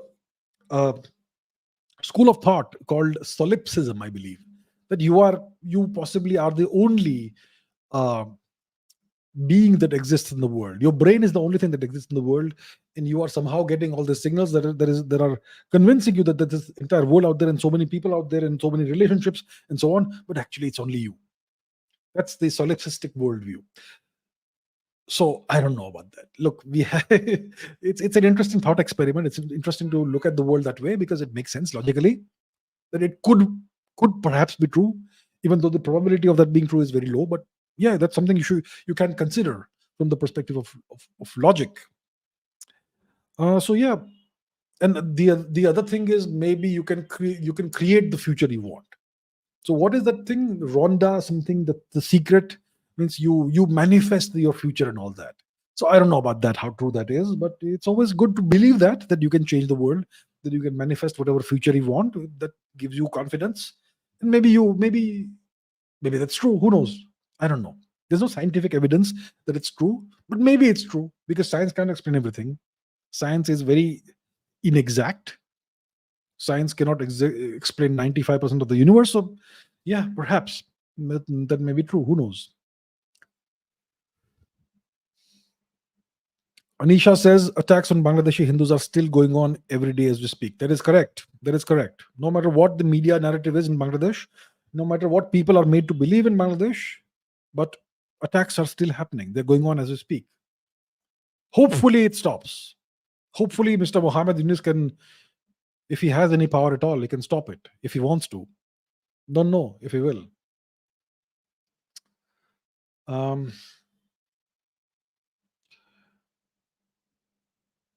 Okay, Abhinandan Das says the land between the southernmost tip of Tripura and the Bay of Bengal is also narrow. Can India put pressure on that choke point to deter the US from occupying the St. Martin's Island? Please share your thoughts. So, here's what we are talking about. You go to India's far east, you have Tripura, right? Tripura. As you can see, Agartala, for example, I'll come to the point that you're making. Agartala is on the border between India and Bangladesh. If you want to land in Agartala, you have to overfly Bangladesh. Where's the airport? Where is Agartala airport? Okay, it's somewhere on the border. So Agartala is on the border between India and Bangladesh. Now, the southernmost tip of Tripura over here Uh, if we calculate the distance from there to the sea, it's about 25 kilometers. Very small distance. So it's not a choke point. Okay, well, let's go back to the map. And this island that we're talking about is over here. It's actually off the coast of Burma, but it's a Bangladeshi island. So I don't understand why India did not ensure that there is a connection between the sea and India's far east. Tripura should have access to the sea. So I don't know why we didn't do that. I don't know why we did not expand the chicken's neck in 1947 when we accepted the map of the partition of India. But okay, that's all in the past. The point is, ideally, the Chittagong region, the Chattogram region, should have been part of India. And if there is any attempt to change the map and the demographics of this region, which is actually ongoing, then perhaps if push comes to shove, then India should take back the Chattogram region. In which case, it will be great for the Indian Far East because we will have access to the sea from there. But when it comes to the US trying to occupy the St. Martin's Island, there's nothing India can do about it. It's a matter between the new Bangladeshi regime, which is a puppet of the US, and the Americans. So most likely, within a year or two, the Americans will take possession of the St. Martin's Island. Probably they must already perhaps have boots on the ground over there. It's possible. Okay. Lisa Rose says, what really is wokeism? How is it affecting people today, especially in India? Look, earlier it was called being a social justice warrior, SJW. Then it was called being woke. In the future, they may call it something else. But what is it? It is nothing but a continuation of the Marxist ideology. So Marxism has evolved over time. It was all about the dictatorship of the proletariat and the upliftment of the common man and woman and all workers of the world unite and all that nonsense. Okay, but that was the stated objective of Marxism. But actually what Marxism does is that it enables a very small group of people to come to power and to stay in power, which is seen in various communist regimes. The Politburo that you had, that you have in China and the USSR, etc., and so on. Now, Marxism has infiltrated the West, and it's a great way of creating divisions in society and destroying societies, destroying cultures and civilizations. So, Marxism has been part of the US academia since the 1950s, 1960s, and now it's everywhere. And the Democratic Party is essentially a left-leaning party, which means that they espouse what you call SJW ethos and the woke ideology, which is essentially about it's about essentially destroying society. So how does it manifest itself? First of all, in the 50s and 60s, it manifested itself as an attack on men, an attack on the patriarchy, because so you have to couch whatever you're doing in very moralistic words. So you say that the patriarchy has been oppressing women for thousands of years. So you're doing something good by attacking the patriarchy. That's what you say. So then you go after men, and you essentially emasculate men. You render men powerless in society. So feminism used to be about equality. Now it's about women first and men down. That's how it has transformed in the West. So you disempower the men in society, which is 50% of the population, and then you say that society is not equal enough yet. So then you want gay rights, LGBTQ rights, which is fine, But then you put all that front and center, and then you go for trans rights and whatnot. So everybody wants to be trans now, and then people regret that. And there's also the attack on Christianity in the West. So it doesn't matter what religion a certain nation follows. There's no right or wrong in that. But what religion does is that it gives every person a moral and ethical framework. What's right, what's wrong, what's good, what's bad, how to move forward in life. So you don't have to think. Most people can't think, unfortunately. Thinking is hard work, thinking is painful. Most people just want to be told what to do. They want to be told what's right and what's wrong so that they can just do things without thinking. So that's what religion has historically done in every society. So Christianity used to be the framework of Western society. Now it is being, um, you know, it's being dismantled. So that's what you see in the US. Most people identify as atheists. Most people say that we're not Christian and so on. That's what you're seeing increasingly in the West. So overall, what it does is that it destroys the family system, it destroys religion, it destroys the moral and ethical framework of society. It atomizes society. It reduces the unit of the society to the individual instead of the family. And then you can manipulate the individual in whichever way you want by hooking them up on drugs, on pharmaceuticals, on the media, on entertainment, and you can get them to do whatever you want. So they become essentially automatons, robots, sheep at your disposal. And that obviously benefits the big corporations, it benefits whoever is in power and government and so on.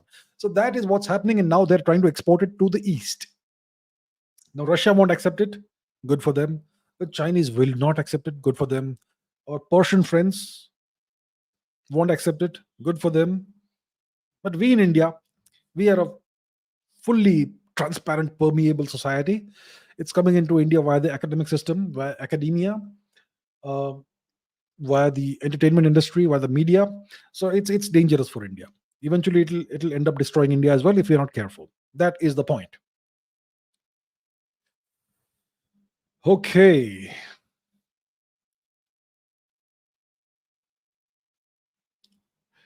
Artillery Chavda.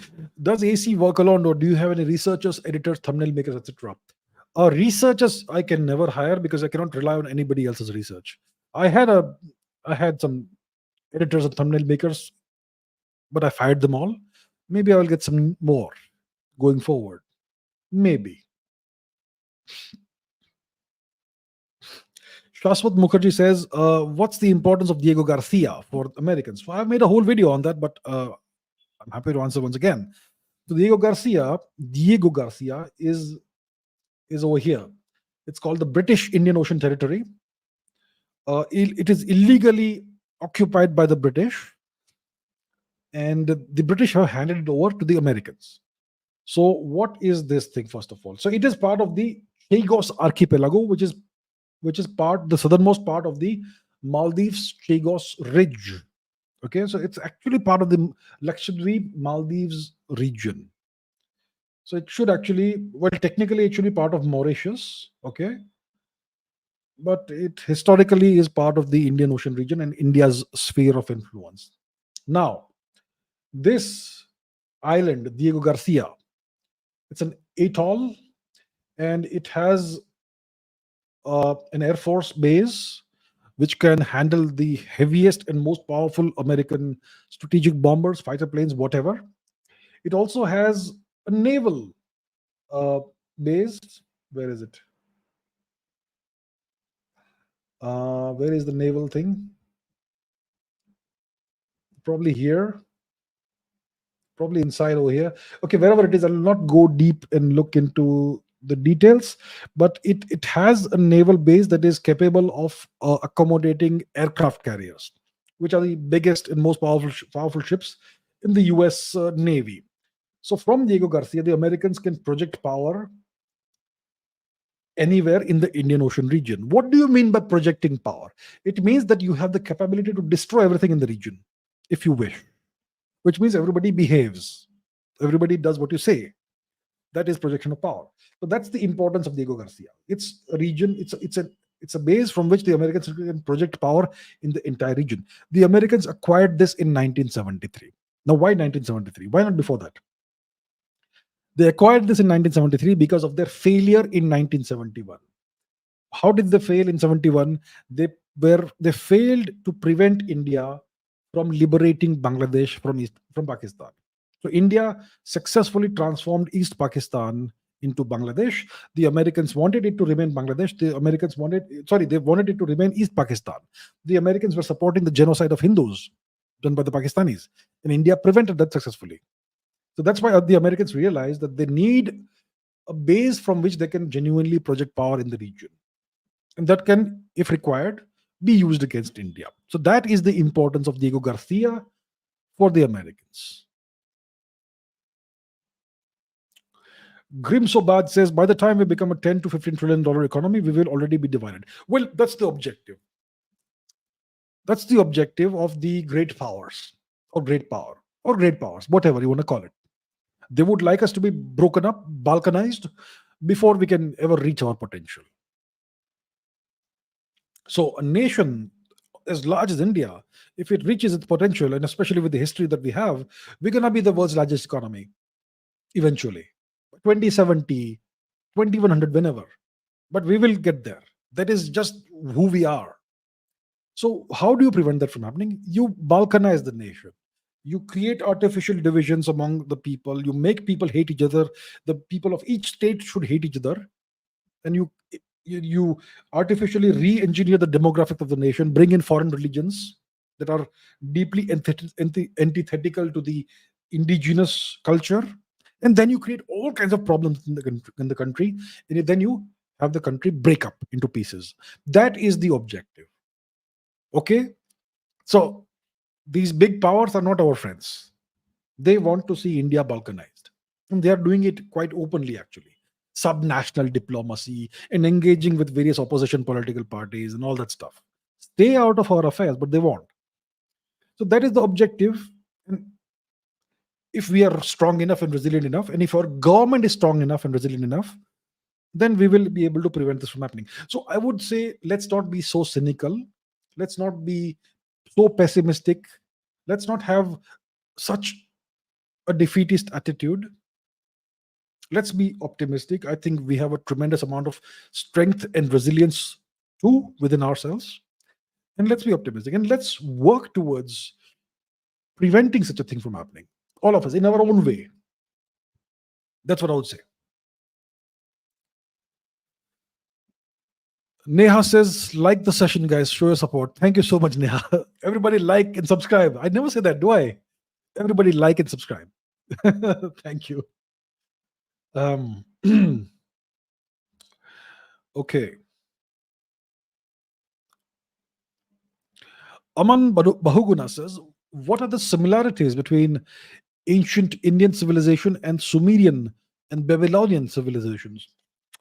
Look, so when we talk about Mesopotamia, we're talking about the land, the fertile land between two rivers. What two rivers, you ask? You have to go to Iraq for that. And in Iraq, you have two rivers, the Tigris and the Euphrates. So if you go to Baghdad, you will find that there is this river that flows through Baghdad, which is the Tigris. Okay, that's one river. And then you also have the Euphrates, which is this one here. And the land between these two rivers, the fertile land between these two rivers, is the Mesopotamian region, Mesopotamia. And that is where you have these civilizations, the Sumerians, the Babylonians, the Akkadians, and so on. And these civilizations existed, I don't know, 5,000 years before today, 3000 BC roughly, or something like that. Okay. And since then, plus or minus, obviously it didn't start suddenly in 3000 BC, around that time. Okay.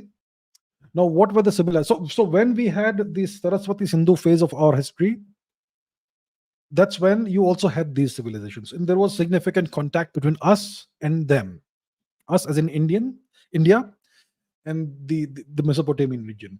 And you also had Ilam, Marhashi, and so on and so forth. Lots of things to unpack there. I'll not go into the details. Now, the question obviously is, what are the similarities between our civilization of the ancient times and the Mesopotamian civilizations that existed over various periods of time? First of all, first similarity, polytheism. We have always been a polytheistic society. We still are. Mesopotamia also was polytheistic, whether it's Sumeria, the Akkadians, the Babylonians, etc. Polytheistic. That's the first similarity. What else? Second similarity, enjoyed trade. I think we traded a lot with them. We had trading outposts in present-day Oman, etc. and so on. So there was a lot of trade. So I'd say these are the similarities. Polytheism is the very, very strong, stark similarity which you don't have there today. The entire region is monotheistic today. So it was polytheistic, deeply polytheistic, and there was goddess worship and much more. So I think that's the major similarity. And you have all these carvings and frescoes of lions and uh, human animal hybrid gods and all that. So that's that's the polytheistic. That's the way the polytheism manifested itself over there. So that's what you have.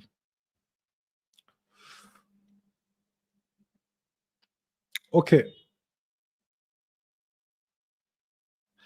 Aman Tripathi says, does India have classified technologies like we see conspiracies about UAPs, UFOs, and other technologies of the US? Look, if technology is classified, I am not part of the Indian government. How will I know about it? Tell me. I'm just a guy. I am not associated with the government of India. I don't have access to classified information. I don't have access to secrets. If we have classified technologies, well, it will please me very much. I'll be very happy if we do. If we are secretly developing AI systems, quantum computing systems, UFO systems, or whatever, UAP systems, futuristic aircraft, or whatever else they talk about, what ancient aliens, right? All that stuff. Look, if we have such programs, it will please me very much. I'll be very happy. But I don't have any information about that. So can't say. Sorry, can't answer the question. Other says, can Trump end the Ukraine-Russia war? Do you think if Trump was in power, this war would have never happened? Um, it's difficult to answer. Look, Trump would very much want to end the war. Now the question is this: how can the war end? So to answer that question, you have to ask yourself, what are NATO's objectives in this war, and what are Russia's objectives in this war? The war was started by Russia, the special military operation, which was launched by President Putin under his command, under his order, on his orders in February 2022. So, why did he launch the operation, and what was the objective of this operation? The objective of this operation is, first of all, to denazify Ukraine, remove all Nazis, whichever way, whichever way. Secondly, to ensure that Ukraine becomes permanently neutral, not pro NATO, not anti Russia, permanently neutral. And thirdly, to effect a regime change in Kiev. These are the objectives of Russia. Now, what are the objectives of NATO? The objectives of NATO, the objective of NATO is very clear, that they want to have Ukraine become a NATO outpost on Russia's borders, and they want to have their puppet regime continue in Kiev, whether it's under Mr. Zelensky or somebody else, doesn't matter. The person doesn't matter. It's just a mask. It's just a figurehead. So that's NATO's objectives. So as long as these two objectives are starkly different, the war continues until one power prevails, and Russia is going to prevail the way things are going. So how do you stop the war? So how can Trump end the war? He can only end the war either by defeating Russia in Ukraine, which won't happen, not going to happen. So if that doesn't happen, then how do you end the war? It's by giving Putin what he wants, which means NATO withdraws from Ukraine. NATO takes out Zelensky and puts him in California or wherever, Hollywood or whatever. There's a regime change in Ukraine, and Ukraine becomes neutral. So that would mean a defeat for NATO. Will Trump be allowed to do that by those who really rule the US? I doubt it very much. So I don't think Trump can end the Russia-Ukraine war. I don't think so. And if Trump was in power, the war would have still happened.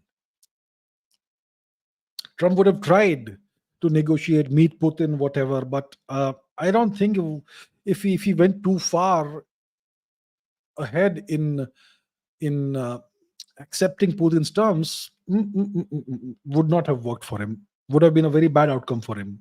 Let's just say it that way. So I don't think Trump can end the war without giving Putin what he wants.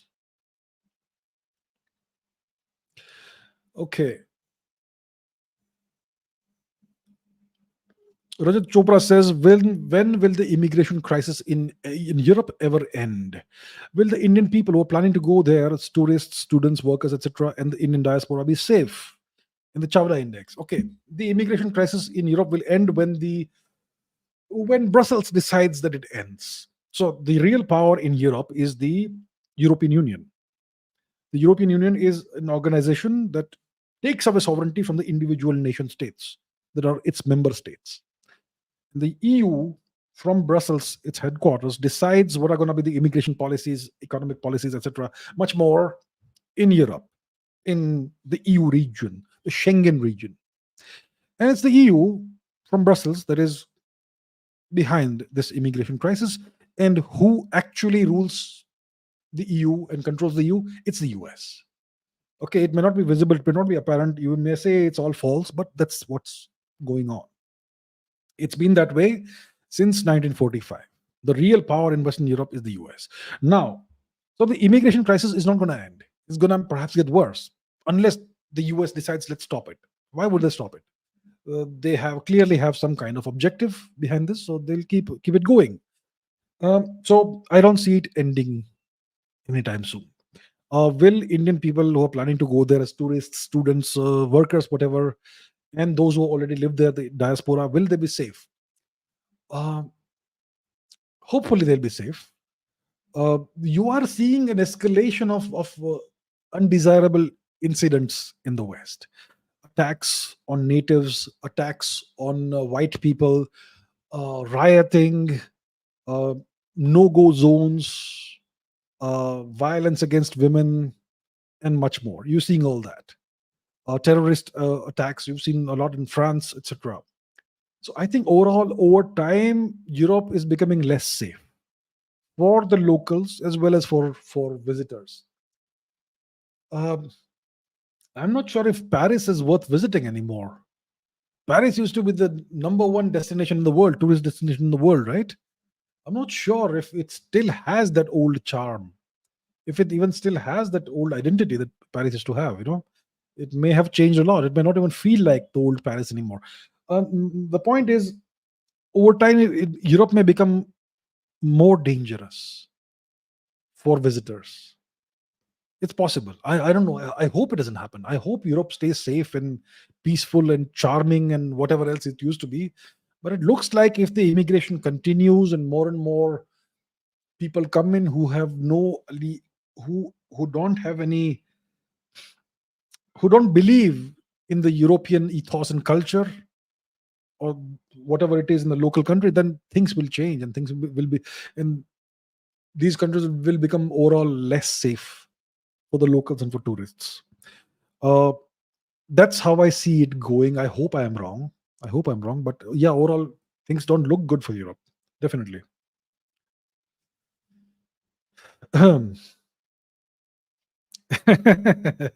Yes, some very intelligent people on Twitter have been asking this.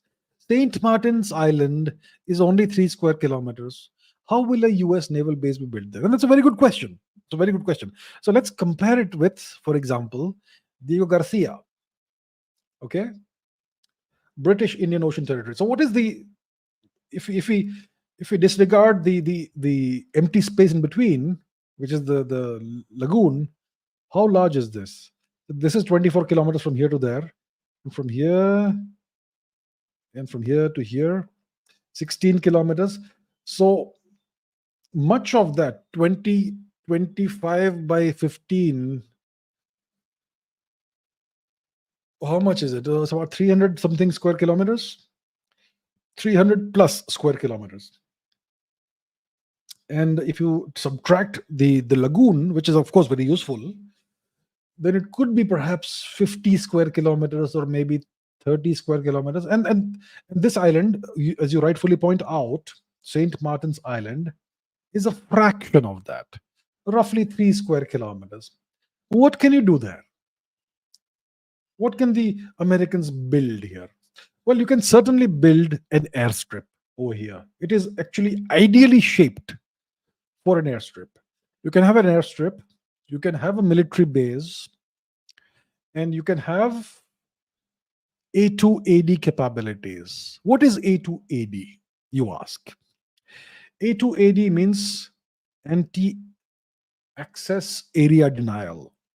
It's a very strange, weird sounding military term, A2AD, anti-access area denial. What does it mean? What does it mean to have an A2AD bubble? It means that you place very dangerous, very scary missiles on this island, and these missiles have a certain radius in which they can take out anything. And by putting these missiles here, you can interdict a very large area of land or sea from hostile forces. You know what this does? It essentially can choke off, can essentially make this entire area uh, forbidden for the Indian Navy or the Chinese Navy, whoever. That's what you can do with a powerful military base here. So you don't need 30 square kilometers, 50 square kilometers. 3 square kilometers is enough. You have an Air Force base here. You have an airstrip, which is about, let's see how long this is from here to here. It's 4.7 almost 5 kilometers. So you engineer this, you can reclaim some land, you can build a 4-kilometer airstrip that can accommodate the most powerful strategic bombers. You can put missiles over here, large quantities of missiles, and you can have a training base where you can train terrorists, insurgents, freedom fighters, etc. So you can do a lot in this place. Okay, please understand, you can do a lot in this place. From here, the Americans can actually cut off the Malacca Strait if they want, because they have the missiles that can do it. They can also interdict large parts of the Bay of Bengal to the Indian Navy, the Chinese Navy, and they can essentially cut off China's access to the Bay of Bengal through this region, because through Myanmar, China had access. There's a lot you can do with 3 square kilometers. So I know lots of very intelligent people have asked this question, but here's the answer. There's a lot you can do. McLevin says, PM Modi said it's time for the UCC Uniform Civil Code. Do you think he can really implement it, as he doesn't have a full majority? Simple answer is it will depend on his coalition partners. If they are okay with it, it may happen. If they disagree, then it may not happen. Depends. All right. What else? Why are YSF says, do you think India has a master plan to take the northern part of Bangladesh in the future, which would be so beneficial to India, such as solving chicken neck, transportation to the Seven Sisters, etc.? I think eventually it should happen. Okay, this is obviously historically Indian territory. You take Rangpur, etc., the northern part, then you widen the chicken's neck. That becomes no longer a liability, and you can have better access to the far east of India. Also, you would want to have the Chattogram area reincorporated into India. It should never have been part of East Pakistan or Bangladesh, and that would give India, the far east of India, the states over here, Tripura, Mizoram, etc., access to the Indian Ocean. And some geniuses will say it's the Bay of Bengal, not the Indian Ocean. Well, hello, the Bay of Bengal is part of the Indian Ocean. So, Indian Ocean. So, yes, eventually it should happen. But right now it won't happen because the Americans are waiting for India to make any stupid moves. Eventually it will happen, but not yet. Not yet. Okay. Artillery Chavda says, what's the purpose of the President of India? Why not get rid of it, or is it for some political pastime? I don't know. What's the purpose of a ceremonial post? Every single aspect or facet of the governance machinery should have a clear purpose which takes the nation forward and is beneficial to the nation. I don't know why we need to have a president in this country when the president has no power. Is not. I mean, what's the purpose? I don't understand. Maybe I'm asking a question as if I'm a 13-year-old, but I'm not sure what the purpose is. It's a purely ceremonial position. Look at the nation of the US. They don't have a single ceremonial position unless you understand that the US president and vice president don't really have any power, but okay. So my point is, we don't. I don't know why we need these things. These are leftovers from the British Raj. Uh, when we became a dominion of the UK, 1947, dominion status, then we had this Constituent Assembly that determined what kind of structure the Indian governance should have, and they formulated the constitution and so on and so forth, and they decided that the Indian system should be a complete replica of the British system, a bicameral Westminster parliament system. And because the British are the House of Lords, we needed to have a Rajya Sabha. Why do you need a Rajya Sabha? Why can't it only be the Lok Sabha, the representatives of the people, the elected representatives of the people? Why do we need a Rajya Sabha?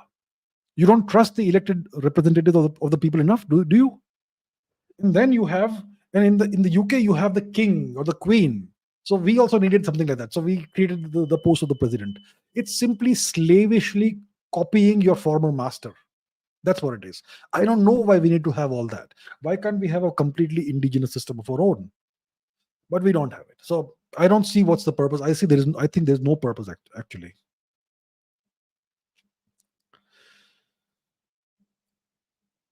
Lisa Rose says, what's the biggest secret you know about the world? Well, you see, Lisa Rose, the thing about secrets is that you should never tell them. And I am really good at keeping secrets. So I can't reveal secrets. I can speak about what I can speak. There are things that I can't speak about, truly. So I can't speak about those things. But yeah, there are things that can't be spoken about openly. There are things like that. Okay.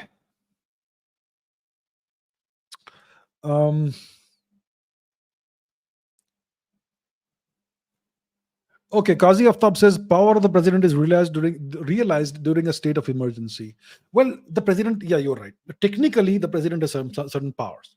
Technically, in a state of emergency, the president gets some extra powers, etc. But generally, see, look, I'll tell you what. We've had only one state of emergency in India, right? 1975 or something around that time, when Prime Minister Indira Gandhi declared a state of emergency. Now, who was the president at the time? Does anybody remember? I don't remember. What great power did that president have? The real power was the Prime Minister, Mrs. Gandhi, wasn't it? So technically, according to the books, the president has apparently some extra powers during emergency. But in the real sense of the word, as history has shown us, has demonstrated, the real power was Prime Minister Indira Gandhi. Okay, so there is my friend Aftab, there's a gigantic difference between the world of textbooks and the real world. So according to the textbooks and according to the constitution also, the president has certain technical powers, technically. But in the real world, as the 75 emergency demonstrated, the real power was Mrs. Gandhi and her government. So there you have it. Vedant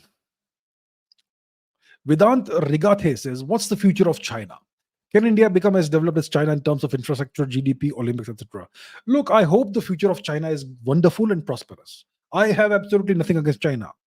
They are an ancient civilization, 3,000 years old. Okay, 3,500 years old. They've learned a lot from us, and overall, they have been very friendly with India. It's only since the 50s, that India and China become adversaries because of Chinese actions, because of the action of the Chinese Communist Party. Before that, India and China were never ever enemies. We had excellent relations. So I think China hopefully has a great future. I know there's a demographic disaster coming up. The total fertility rate has declined precipitously. It's one of the lowest in the world, and there's a tough time coming up for China. But hopefully, I'm talking about a 500-year window here. I hope China does well. I genuinely hope China prospers and does well. As long as it doesn't happen at the expense of India. So, and I hope, so that's how I see it. Now, can India become as developed as China? I think we can become way more developed. Historically, we were always the larger economy. Historically, we have always been a net exporter of culture to China. China has learned so much from us and absorbed so much from us. I'm not saying everything that China has achieved is because of us, not by no means. But overall, we were always the big brother, truly speaking. Okay, we are the older civilization. Even President Xi Jinping has accepted that India is older than China. So India can become way more developed in the future. We have to regain our historical position which we had for thousands of years as the world's preeminent civilization, most advanced civilization, and most and the largest economy. It certainly is something we can achieve. And right now, we are far from that. Right now, we are a small economy, $4 trillion economy, a small power. And the powers that are currently larger than us will be very jealous and they will not want India to rise. So we will have to essentially run the gauntlet and go through a very difficult phase if we are to regain our position. But no great thing happens easily. You have to work very hard for it. You have to struggle for it, struggle hard. So we will have to do that. So we have a very tough 20 years coming up for us. And if we do things right, then we will become unstoppable. But 20 years, it's going to be tough for us. Everybody will be up against us, essentially. Lakshman KD says, will US meddling of India and meddling in Indian affairs and meddling in Chinese affairs, will it bring India and China together in some aspects? Is a good question. Yes, it could happen.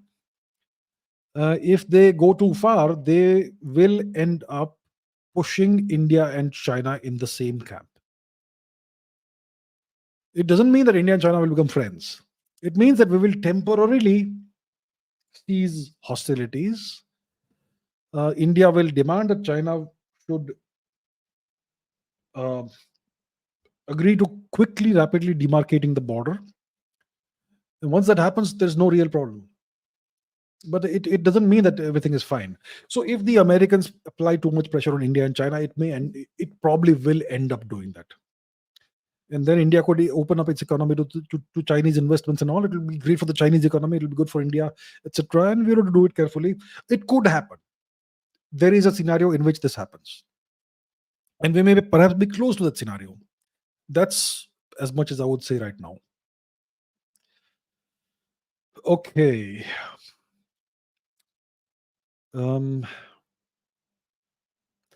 Divesh Singh says, can IMEC come into existence in the near future? IMEC is the India, Middle East, Europe trade corridor. It was it was signed off on in October or something last year, 2023, during the G20 summit that was held in New Delhi in India. I was there. And the Saudis wanted this to start immediately. But then it was September, October. And then you had the terrorist attack by Hamas on Israel. And then you had the escalation of the conflict in the region, and that has thrown cold water over the project. So if the situation in the Middle East region, in West Asia stabilizes, IMEC can still go ahead. It will essentially connect Mumbai and in the western part of India, or essentially the whole of India, with the Arabian Peninsula by sea and by air. Then you will have ports in the Arabian Peninsula that will take Indian goods and etc. and the other way around by rail across the Saudi Arabian desert, and that will cross over via Jordan into Israel, perhaps Lebanon, and then from there by sea into Greece, bypassing Turkey, and from Greece into the rest of Europe. So it's connecting India with Europe and Europe with India, both ways. That's a great project, and it would have emerged as a competitor and a great alternative to China's Belt and Road infrastructure. So right now it's not happened because of the conflict that's raging in the West Asia region. If the conflict subsides, this project could go ahead. But yeah, that's the situation that we are currently in. Okay, I will take maybe one or two questions more. That's it. Geopolitical Dubey says, do you see any sign of Xi losing control in China? Well, China is opaque. The system is opaque. And you can't really tell what's going on inside. So from where I am, I don't see any signs of Xi losing control in China. From time to time, there is this narrative in the media that Xi Jinping has been deposed or he has been arrested by the military, or there's been a coup or whatever. I don't know how they come up with these stories, but I don't see any of that happening. So if it happens, it may happen without warning. And let's take one more question.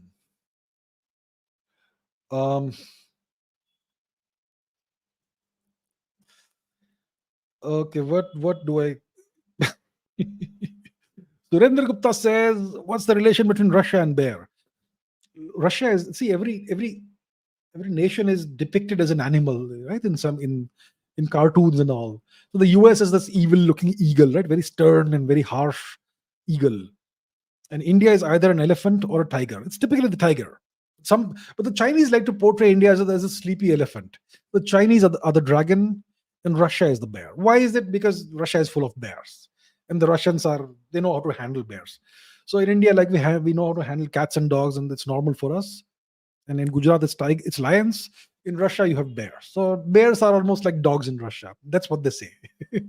So the bear is essentially the symbol of Russia. And there's this very famous cartoon, Masha and the Bear. I think it's Russian propaganda. I think Masha is Europe and Russia is the bear. And they're saying that, hey, Europe, don't worry.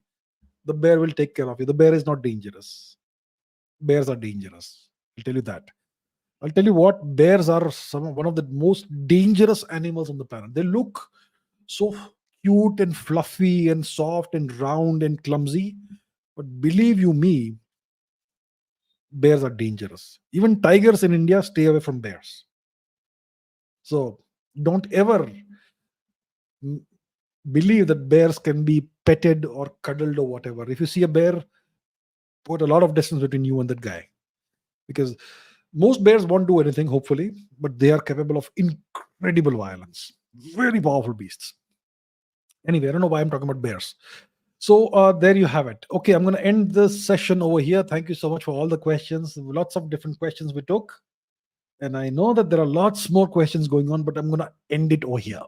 And I'm going to see you tomorrow in tomorrow's live stream, in which I'm going to take questions from the comments. So if you have more questions, there's still time to comment on my channel with your question. And if the question is good enough, and if it interests me, and if it's relevant, I will take it. So yeah, that's it for today. Thank you so much for participating, for your questions. And I will see you very soon in the next live stream. Until then, take care. And as always, keep raising your standards.